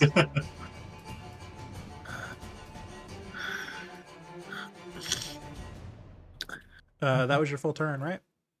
Yes, pass turn. Popcorn, you have a lot of status conditions. But some of Alright. them are positive now. That's true.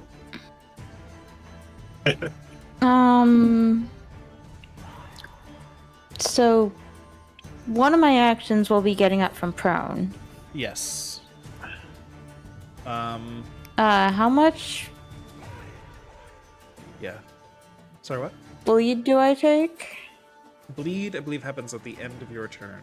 You'll be taking 4d6, and then you'll roll a flat check of 15 to see if it goes away. I believe. Oh, I can double check that. It's for you like now. burn. Yes. It's terrible. Yeah. You can keep taking your turn while I look up this. So, I will stand up. Can I remove effect? Oh, what are you moving? Oh, it's the stand up, yeah, the prone. Go for it. Yeah. If one of the had stabilized and remove bleed.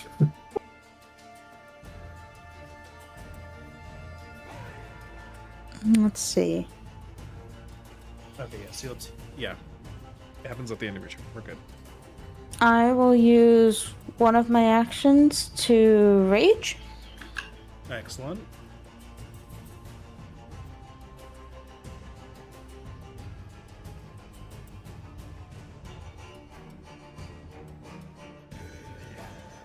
And I'm gonna swing at the little guy. All right. Poor little guy.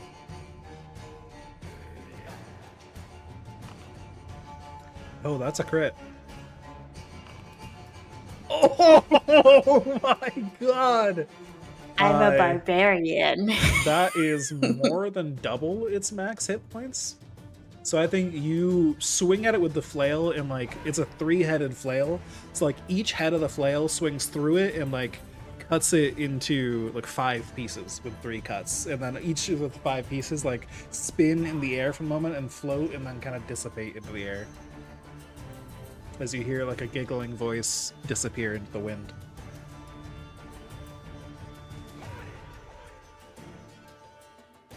Cool, that's my turn. All right. So back to Carl. So you take, you should actually take 16 bleed because it was a crit. It looks like it did not automatically apply. So go ahead and take that 16 bleed damage and then roll me Yep, a. on 6. 15.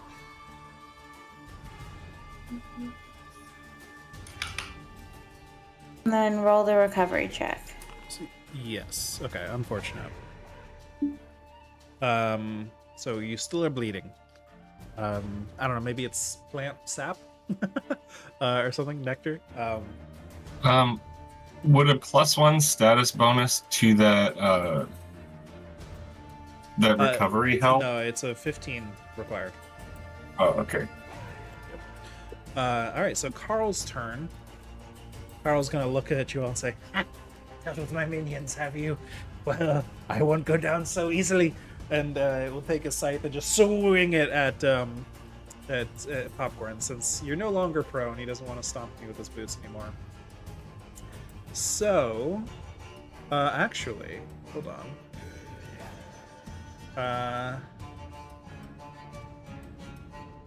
He's actually gonna put himself. No, he'll stay where he is. Okay. He's just gonna swing with the scythe first of all. That's a 33 to hit. which I That's a believe is critical. Is a critical. All right. Ooh. So he rolled the deadly die that time. That is 39 damage. As he scythe crits are very nasty. As he swings down at you with the scythe and just probably cleaves into part of your body, like partway through, and he just rips it out. So he points his finger Alright. out at you. And then he will say, I'm gonna try and knock you down again. Another athletics check, please. This time he's gonna take a penalty to it because it's the second thing he's done on his turn. I'm pretty sure this is how this works. If not, whatever. We'll work it out later. But, okay, so he rolled a 19. You stay standing this time. Despite the big wound you took,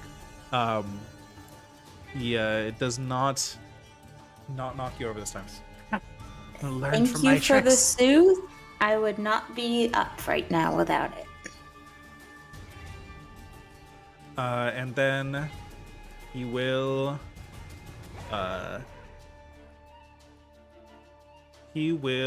make a stomp attack against you, which doesn't do as much damage because you're not prone, but he's going to try it anyways.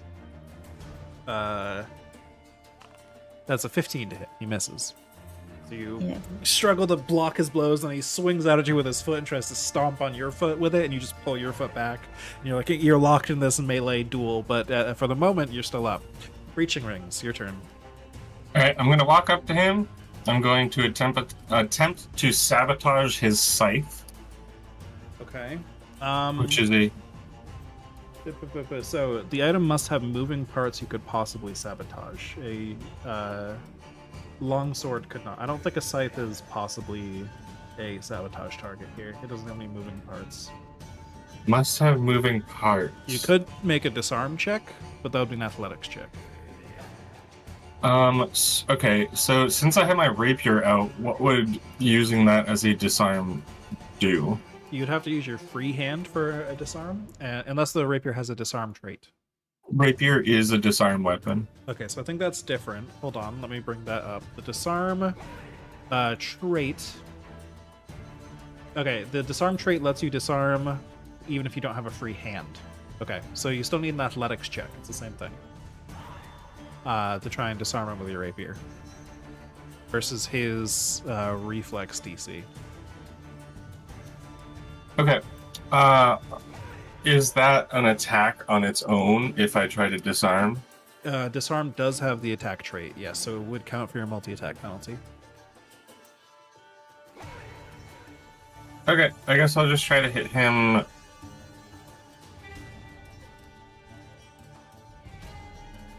I'll try to hit him first and then disarm him. Okay. So, hit him first, That's a miss.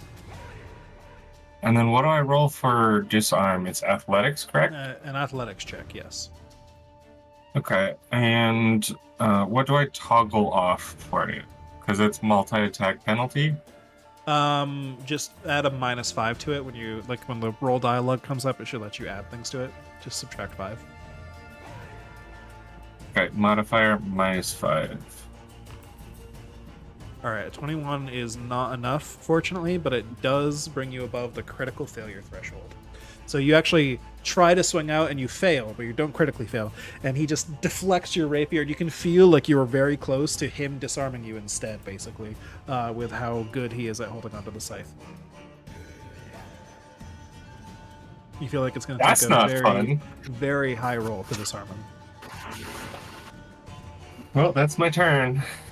Fluffang.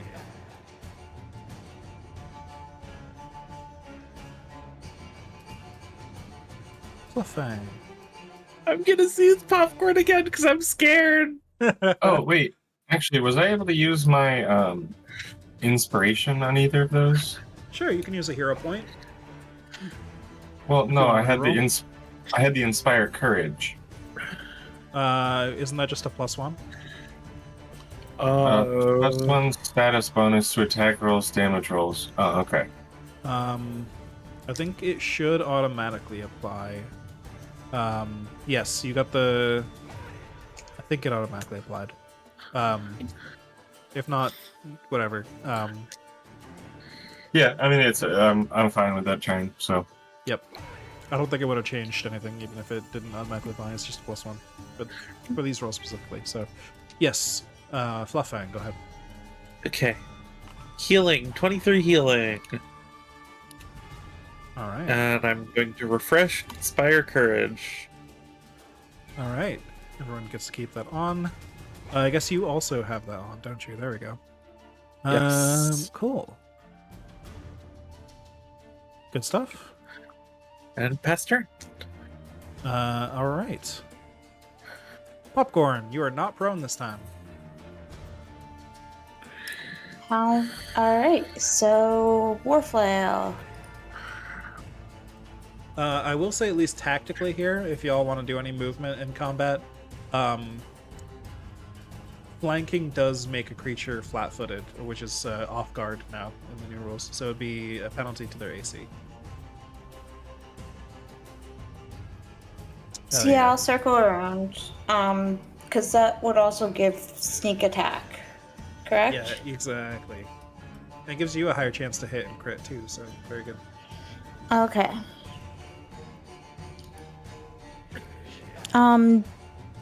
Do I add the circumstance bonus Hold on. I see a duplicate. to attack rolls? Oh, there we go. It's status bonus. Got it. Okay, you have twice Inspire Courage. There we go. Yes, there you go. Inspire Courage. So 27 to hit is a normal hit. Okay. Regular hit. One of them's expired. You took away the active one. Oh, so this one. I see. The Inspired. Okay, they didn't show on the feed as being active or not active. That makes sense though. Cool. Okay. Cool. All right. 23 damage. Sheesh. Very good, very good. All right. Ow! Gonna hit him again. You know some tricks, don't you? 21 is... Ooh, that's exactly what you need to hit. That Inspire Courage just landed you a hit. Hell yeah. Hell yeah. 19 damage? Oh, he is hurting now. Alright, Yeah, there we go. I'm gonna whack at him again. Okay, so did you take the penalty on the second hit? Yes, I did. Perfect. All right, so the third hit, you moved actually. So a move, 2 hits, right? Or we can rewind your movement for a third hit if you want. That's fine. Nah, I'd rather give reaching range sneak attack. Okay, sounds good. Well, that is a massive turn as far as damage goes. Holy shit. Okay, and now I take 46 damage. Yes. So you take as soon as your turn ends, it should roll it, and we'll just double it.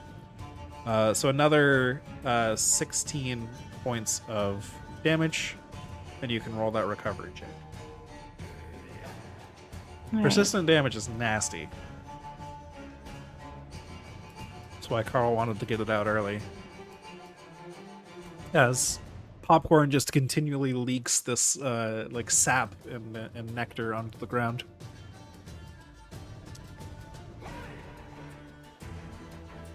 So just a flat D20 should work. Or oh, you found there's a specific roll for it. Perfect. So you get rid of the damage entirely.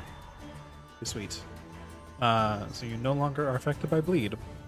Perhaps all the healing that Fluffang has been sending your way finally patches up that wound. You shake it off and you feel much better. Unfortunately, I'm still not doing great. Exactly. You also see the wounds you've inflicted on Carl begin to stitch themselves together as well, as the flesh finds some blood from his cap sort of drips down over his wounds and begins to seal the flesh from there. But he's not completely healed up yet. And he's going to say, you know what? Carl really wants to focus down one target, so he's going to do that. He's going to first try and push you to the ground again. Popcorn, because he really is like a one target kind of guy. So that's another athletics check. Oh, he didn't roll very high. You succeed again. He fails to push you to the ground. Damn it! And then just slices at you with his scythe instead. This time, the scythe has a penalty to hit you. But he rolls a natural 20, so that becomes a critical because it goes from a success because it was over your AC. Natural 20 bumps it up one level to a critical. So this is gonna hurt, and I'm that's afraid. with the map damage or the map. Yes. So Okay. just to reveal the number, it was a natural 20 plus 10 with the multi-attack penalty. So Okay. it would have been a crit either way, I guess, but still, yes. So Okay. you're going to take 42 points of damage as he just slices down at you with the scythe. I'm out. Okay. Because the hit that took you to 0 was a critical hit, you go to dying 2. Can I heal that? Yes, healing someone will remove them from dying. Oh, Does it get them back up like D&D, or is it just stabilizing? It does get them back up. Carl will then take his deadly cleave reaction, which is when he reduces a creature to 0 hit points, he gets to hit another creature within range.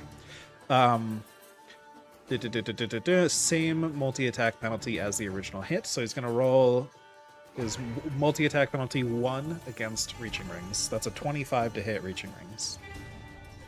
Yeah, does the deny advantage count for this? What does that do? Does it say I'm off guard? No. Okay, then no. But a 25 does hit. My AC is 21. Alright, so he does normal damage to you. That is 19 damage. Gosh dang. Alright. And then...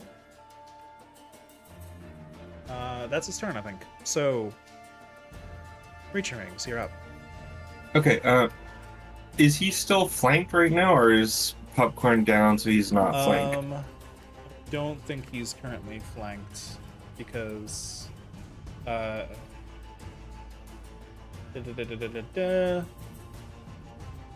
you and the ally must be able to act. So no. Okay. Not flanking currently. Alright, so I'm going to use my first action to draw my short sword. And then I'm going to Twin Feint. Make a dazzling series of attacks with both weapons. So does my second attack still get multi-attack penalty even though I use Twin Flank? Yes. Apply? Yeah, okay. So I'm going to strike him with my short sword first. Okay. That is a hit. Alright, damage. Very good. Second attack will be with the rapier. Rapier, that's with the penalty. He is flat-footed on this one, right? Or off guard? Yes. So this is a hit due to the off guard. Otherwise, it wouldn't have been a hit. It was that close. Okay, so there's damage, and then I'm going to roll a 1d6. There's the extra damage. Nice. Damage. Damage. He is looking very hurt. God. He's kind of clutching at his chest, and like with his other hand, he like goes between clutching his chest and then reaching his free hand up to his hat to like squeeze more blood out of it. And that is my turn. Flufffang. You said he looks very hurt, He right? looks very hurt. He He's got stabbed. I think Reaching Rings probably stabbed him in the back like multiple times. Does Reaching Rings look okay? I am a little over half. We take those odds. Yeah, but he's doing 19 damage a hit and he has 3 turns, but we'll take it. We take those odds. I mean, if Alright. you can get me up, I've got 2 whacks. That's fair. I want to do a thing that's suboptimal, but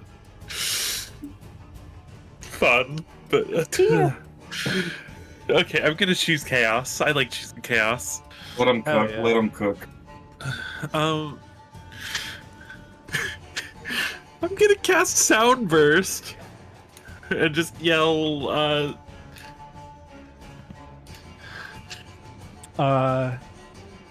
Wait, is To- that gonna? That's an AOE, right? Yes, that's what I asked Fairy Cheerings was doing. I'm gonna die. It won't hit you. Okay. Oh, you're gonna place it beyond him. Okay, I see. Yeah. All right. Or I guess I can do over here. I see what you're saying. Okay, so you send out a blast of sound. And I'll just yell, "Stop hurting my friends!" Fortitude save, right? Yes. All right. Against the DC 20, it rolled a 24, which is half damage. Okay. Reaching rings also half damage. Okay. It's 17. All right, so rounded down to 8 damage, which is more than enough. As And Reaching Rings is still doing okay, hopefully, right? Yeah, that puts me at 25 health. Okay. Sorry. so Carl, hold on. What if I do that? Does that work? Okay, so Carl goes to 0 hit points and falls down to the floor. And his body is like twitching and rumbling as more blood is rolling down from his hat. He's not quite gone yet.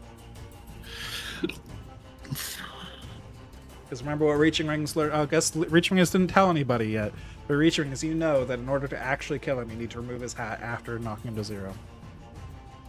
I'm gonna take my third action to move up here and prepare to heal Popcorn. And pass turn. All right, Popcorn.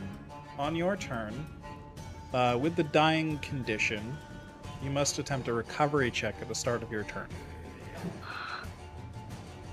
How do? Okay, when you're dying at the start, I don't know if I didn't know if there's a button on the sheet for it, like for the bleeding one, but the rules say attempt a flat check, so just a regular d20 with a DC equal to 10 plus your current die value. So you need to roll Oh, a 12 I found or the higher. recovery check. Okay. Yeah, under your health, there's like a dying thing. So, on a failure, you go to dying 3. You are now 1 dying away from death. You die at dying 4. Okay. Your turn ends. We go to Carl the Cobbler, who heals 10 hit points. Fuck! Beep.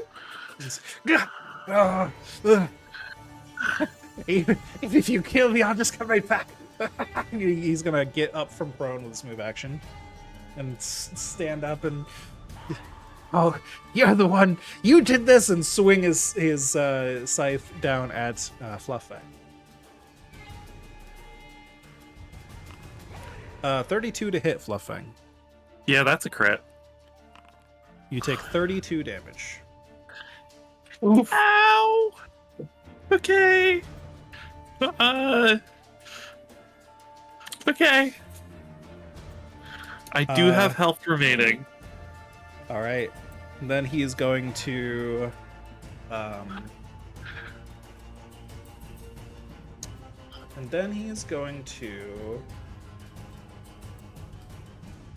he's going to try to make a boot attack against you with a penalty.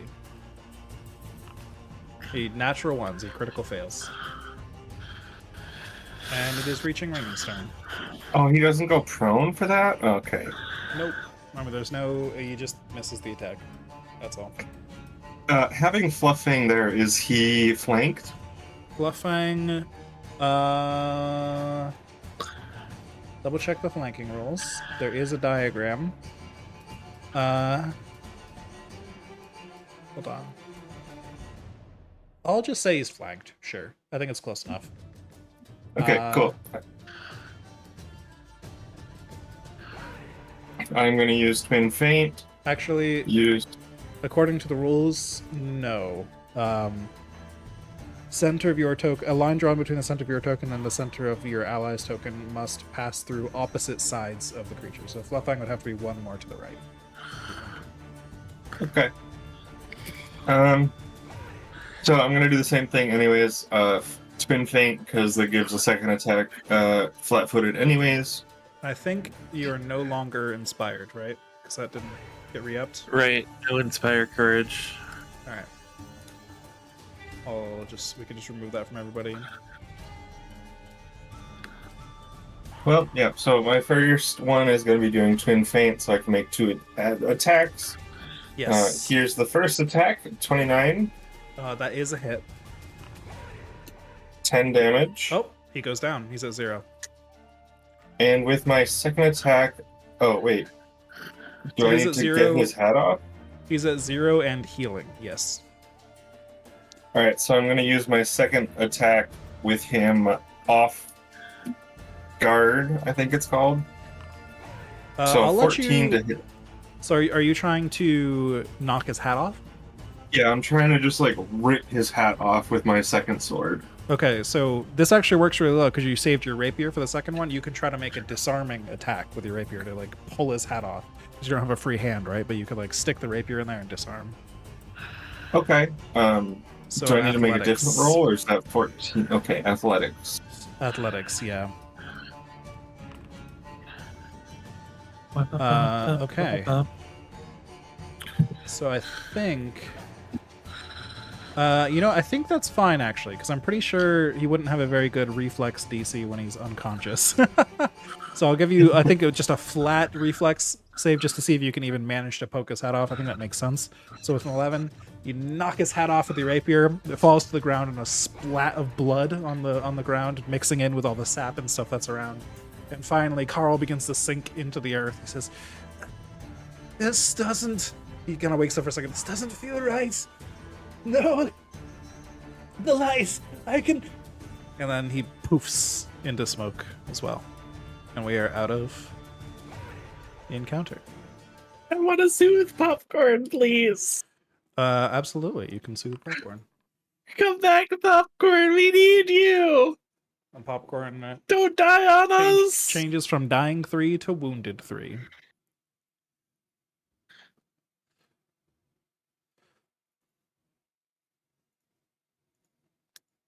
Me being the person that didn't tell anyone, I'm like, guys, it's his cap. You needed to get his cap off. That was a close one.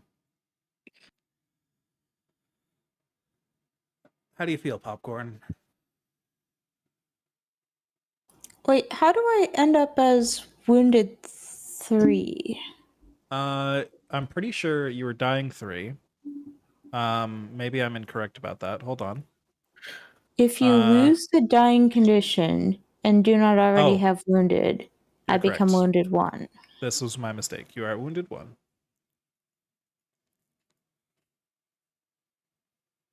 It is not equivalent to your dying condition. It is simply every time you gain the dying condition and lose it. Very nice. So you're wounded 1. But it should be fine.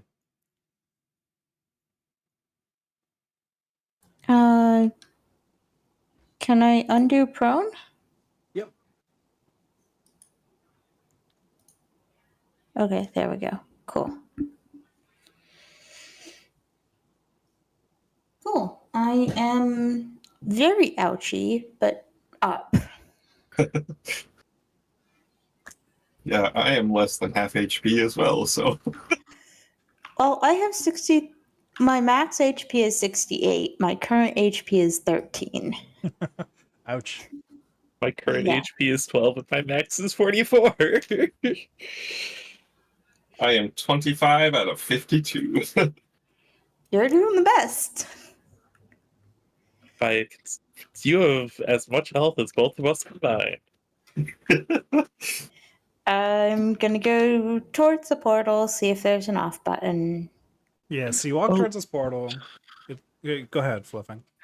Is this the thing that Stella said I was supposed to put my cloak over? It looks maybe too big. I would like to try. You billow your cloak for one action in the direction of the gate, and it doesn't close. Damn it. Maybe Can next I- time. Can I attempt to detect magic to see if it's a spell or something? Or recognize spell? It does not appear to be a spell. Okay, I'm useless here. I also believe recognize spell is a reaction to someone casting a spell. It is. Yeah. But I wanted to try to recognize this spell in front of me. Yeah, that's not how that works. Good try, that. Well, Good my dubious knowledge says it is. try. Dubious knowledge of game mechanics is definitely a funny concept. I like that. Pretty sure this- that's just how I play TTRPGs. GM, can I have 4 actions on this turn? I'm pretty sure it's 4 in the handbook. All right. So you got this portal. It doesn't appear to be a spell. I'll just give that to you either way. It does appear to be a breach from the first world, as you have theorized in the past. I think some of you have probably seen these before, but much deeper in the forest. They're very common, And- very deep in the forest.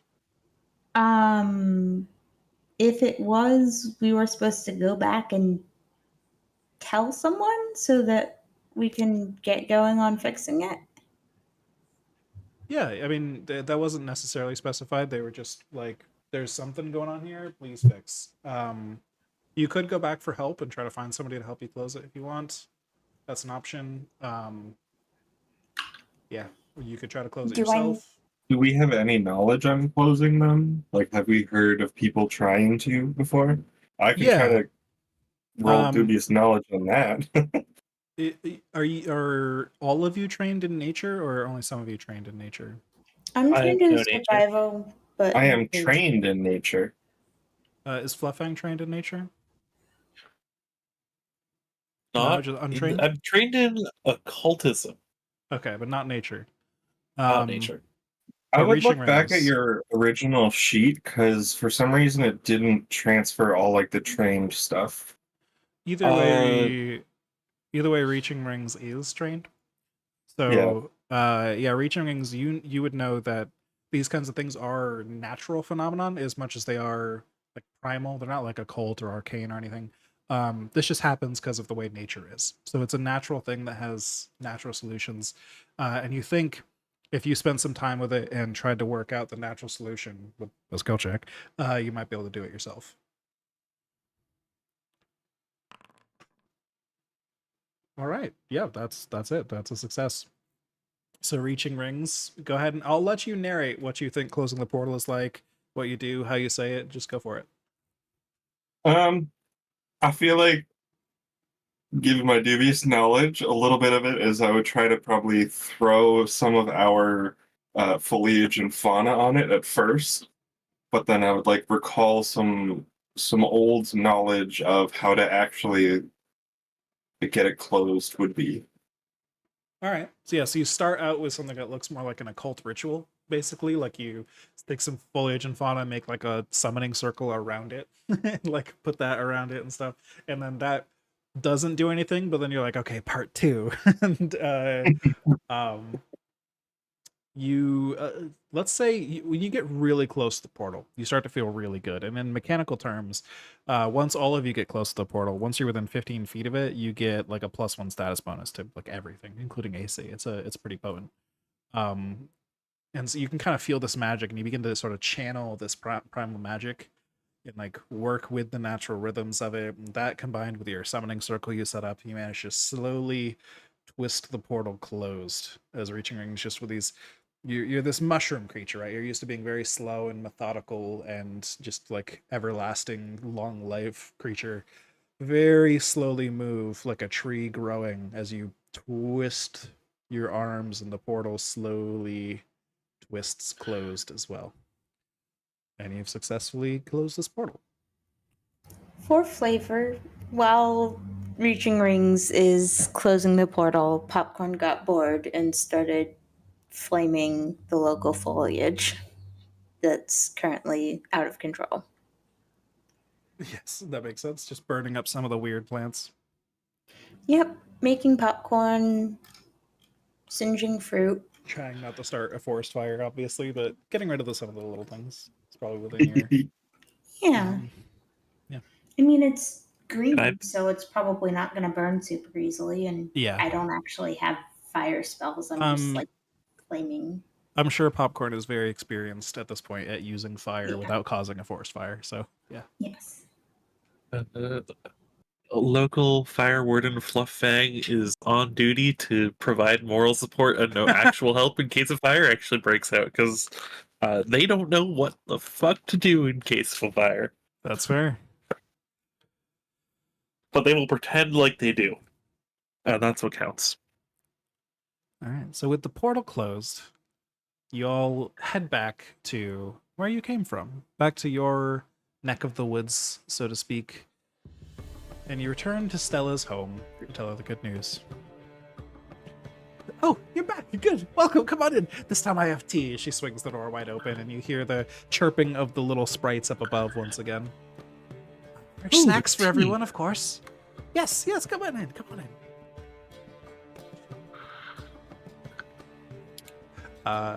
And then anyone want to add anything to this like scene of celebration where the little sprites above, they see you enter Popcorn and they're like so happy to see you and they all line up like they were before to like watch your tricks before you even start.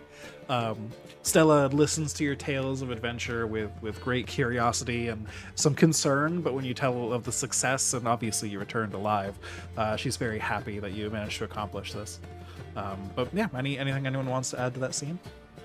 Reaching Rings would probably just walk to the table with the rotten fruit and sit down and start munching, and looking at the wall of bottled sunlight, just stunned.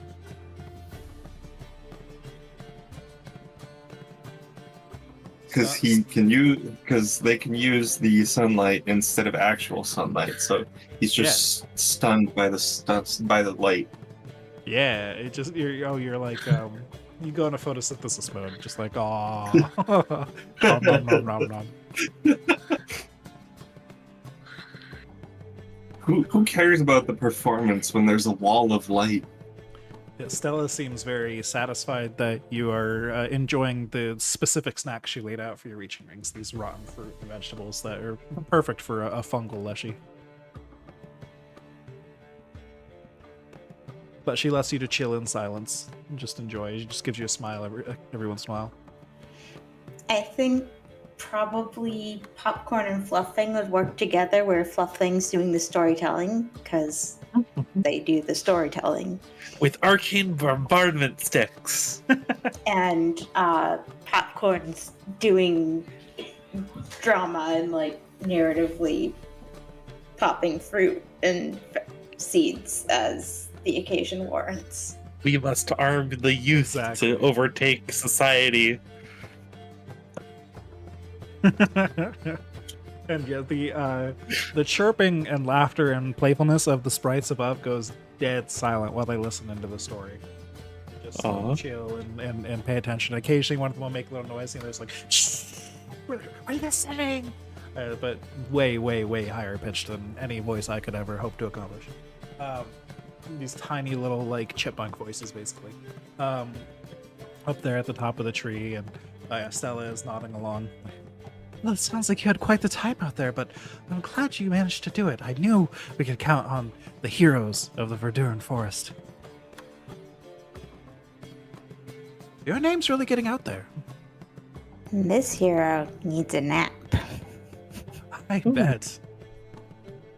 Can't believe such a large scythe and you're still with us. Oh, I'm so glad you're so sturdy.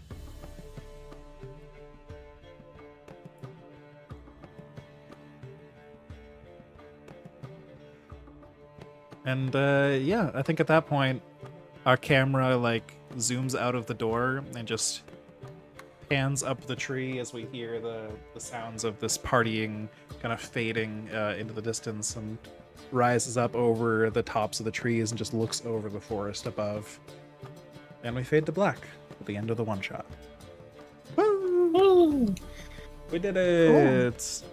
Yeah. That was a terrifying final boss. That actually was very close. Yeah. I tried to nerf it down a little bit, considering there's only 3 of you, but it was still very close. But hey, the math of Pathfinder works out really well, it turns out. It was very, very Yeah. close. Yeah. I am so happy I knew to get rid of that hat. Yeah.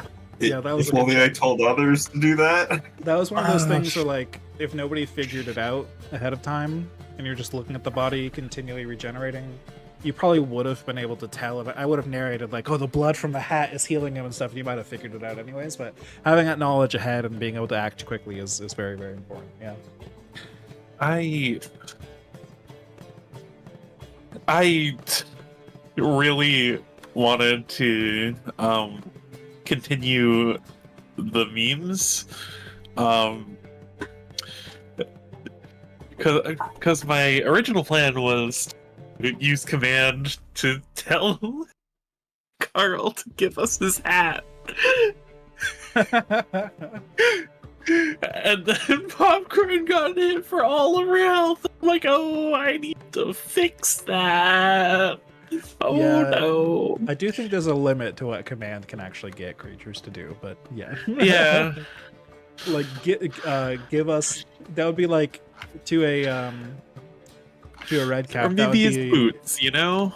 Yeah, that would asking a red cap for its hat would be like telling a human, "Can you please just dig your heart out for me and hand it to me?" Like, a little extreme.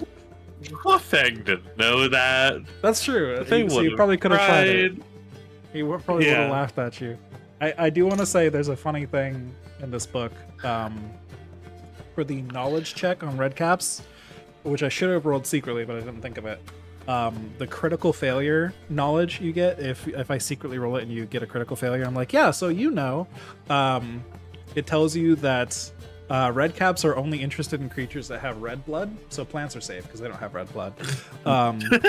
And you have no fear from a red cap because you don't have red blood. And the best way to deal with them is to run up to them point blank and just scream in their face to intimidate them, obviously. Which, for a melee-focused creature like that, is the exact opposite. It's so funny. It's perfect. What was the beast. critical failure for that? That was a critical failure. If you critically failed the knowledge check, you would learn. I would tell you succeeded, essentially, in secret, and pretend you succeeded, and tell you should run up to the red cap and scream at him because he won't hurt a plant. Yeah, It's but what funny. number was a critical failure? Because I think I rolled like a 28 for knowledge. You would have had to roll under a 10 for it was like you would have had to roll. Actually, it might have been a 12. You would have had to roll, but yeah, something like that. You'd have to roll under, for a critical failure. I can't find that number on the sheet anymore, but yeah, cool stuff. Glad we got Because I there. remembered I rolled it and you were like, oh yeah, here's all of the information. Yeah, you got a normal success actually. The critical success, you would have learned something which we didn't even see in the fight. Actually, you would have learned that if he knocks someone out, he gets to continue swinging his scythe, which you saw already. But you would have had that knowledge ahead of time of the critical success. You would have also learned about his tactic of knocking people over and stomping on them and all that stuff. So a critical success would give you like battle tactics and stuff, but you learned mostly like biology. Yeah, I mean, he literally did the battle tactic in the first round of combat. Yeah, he kind of gave it away pretty quick, but hey, you would have learned it early and you would have had some strategy and maybe could have told your teammates, maybe we should not split up and just, all pile on him or whatever, but you did it. You got him down. I mean, I said he was dangerous and I pointed at him. Yeah, it worked out. It was good. And Fluffing's gamble squeaked by. Oh, it was so close. He had 6 hit points and took 8. It was very, very close. And then So, got back up. A slightly, My hell. yeah, a slightly lower damage roll would have hurt quite a bit. But yeah, he gets back up at the start of his turn, so you have to kind of coordinate knocking him down and taking his hat all at once. But it worked out pretty well. Yeah. Yeah, well, I get multiple attacks, and if I didn't take his hat with those first 2 attacks, I would have done a 3rd attack to try to take it. Yeah, that's very fair. Because how did the people that I didn't communicate it with not know he was dangerous? Reaching range just points and says bad and then disappears.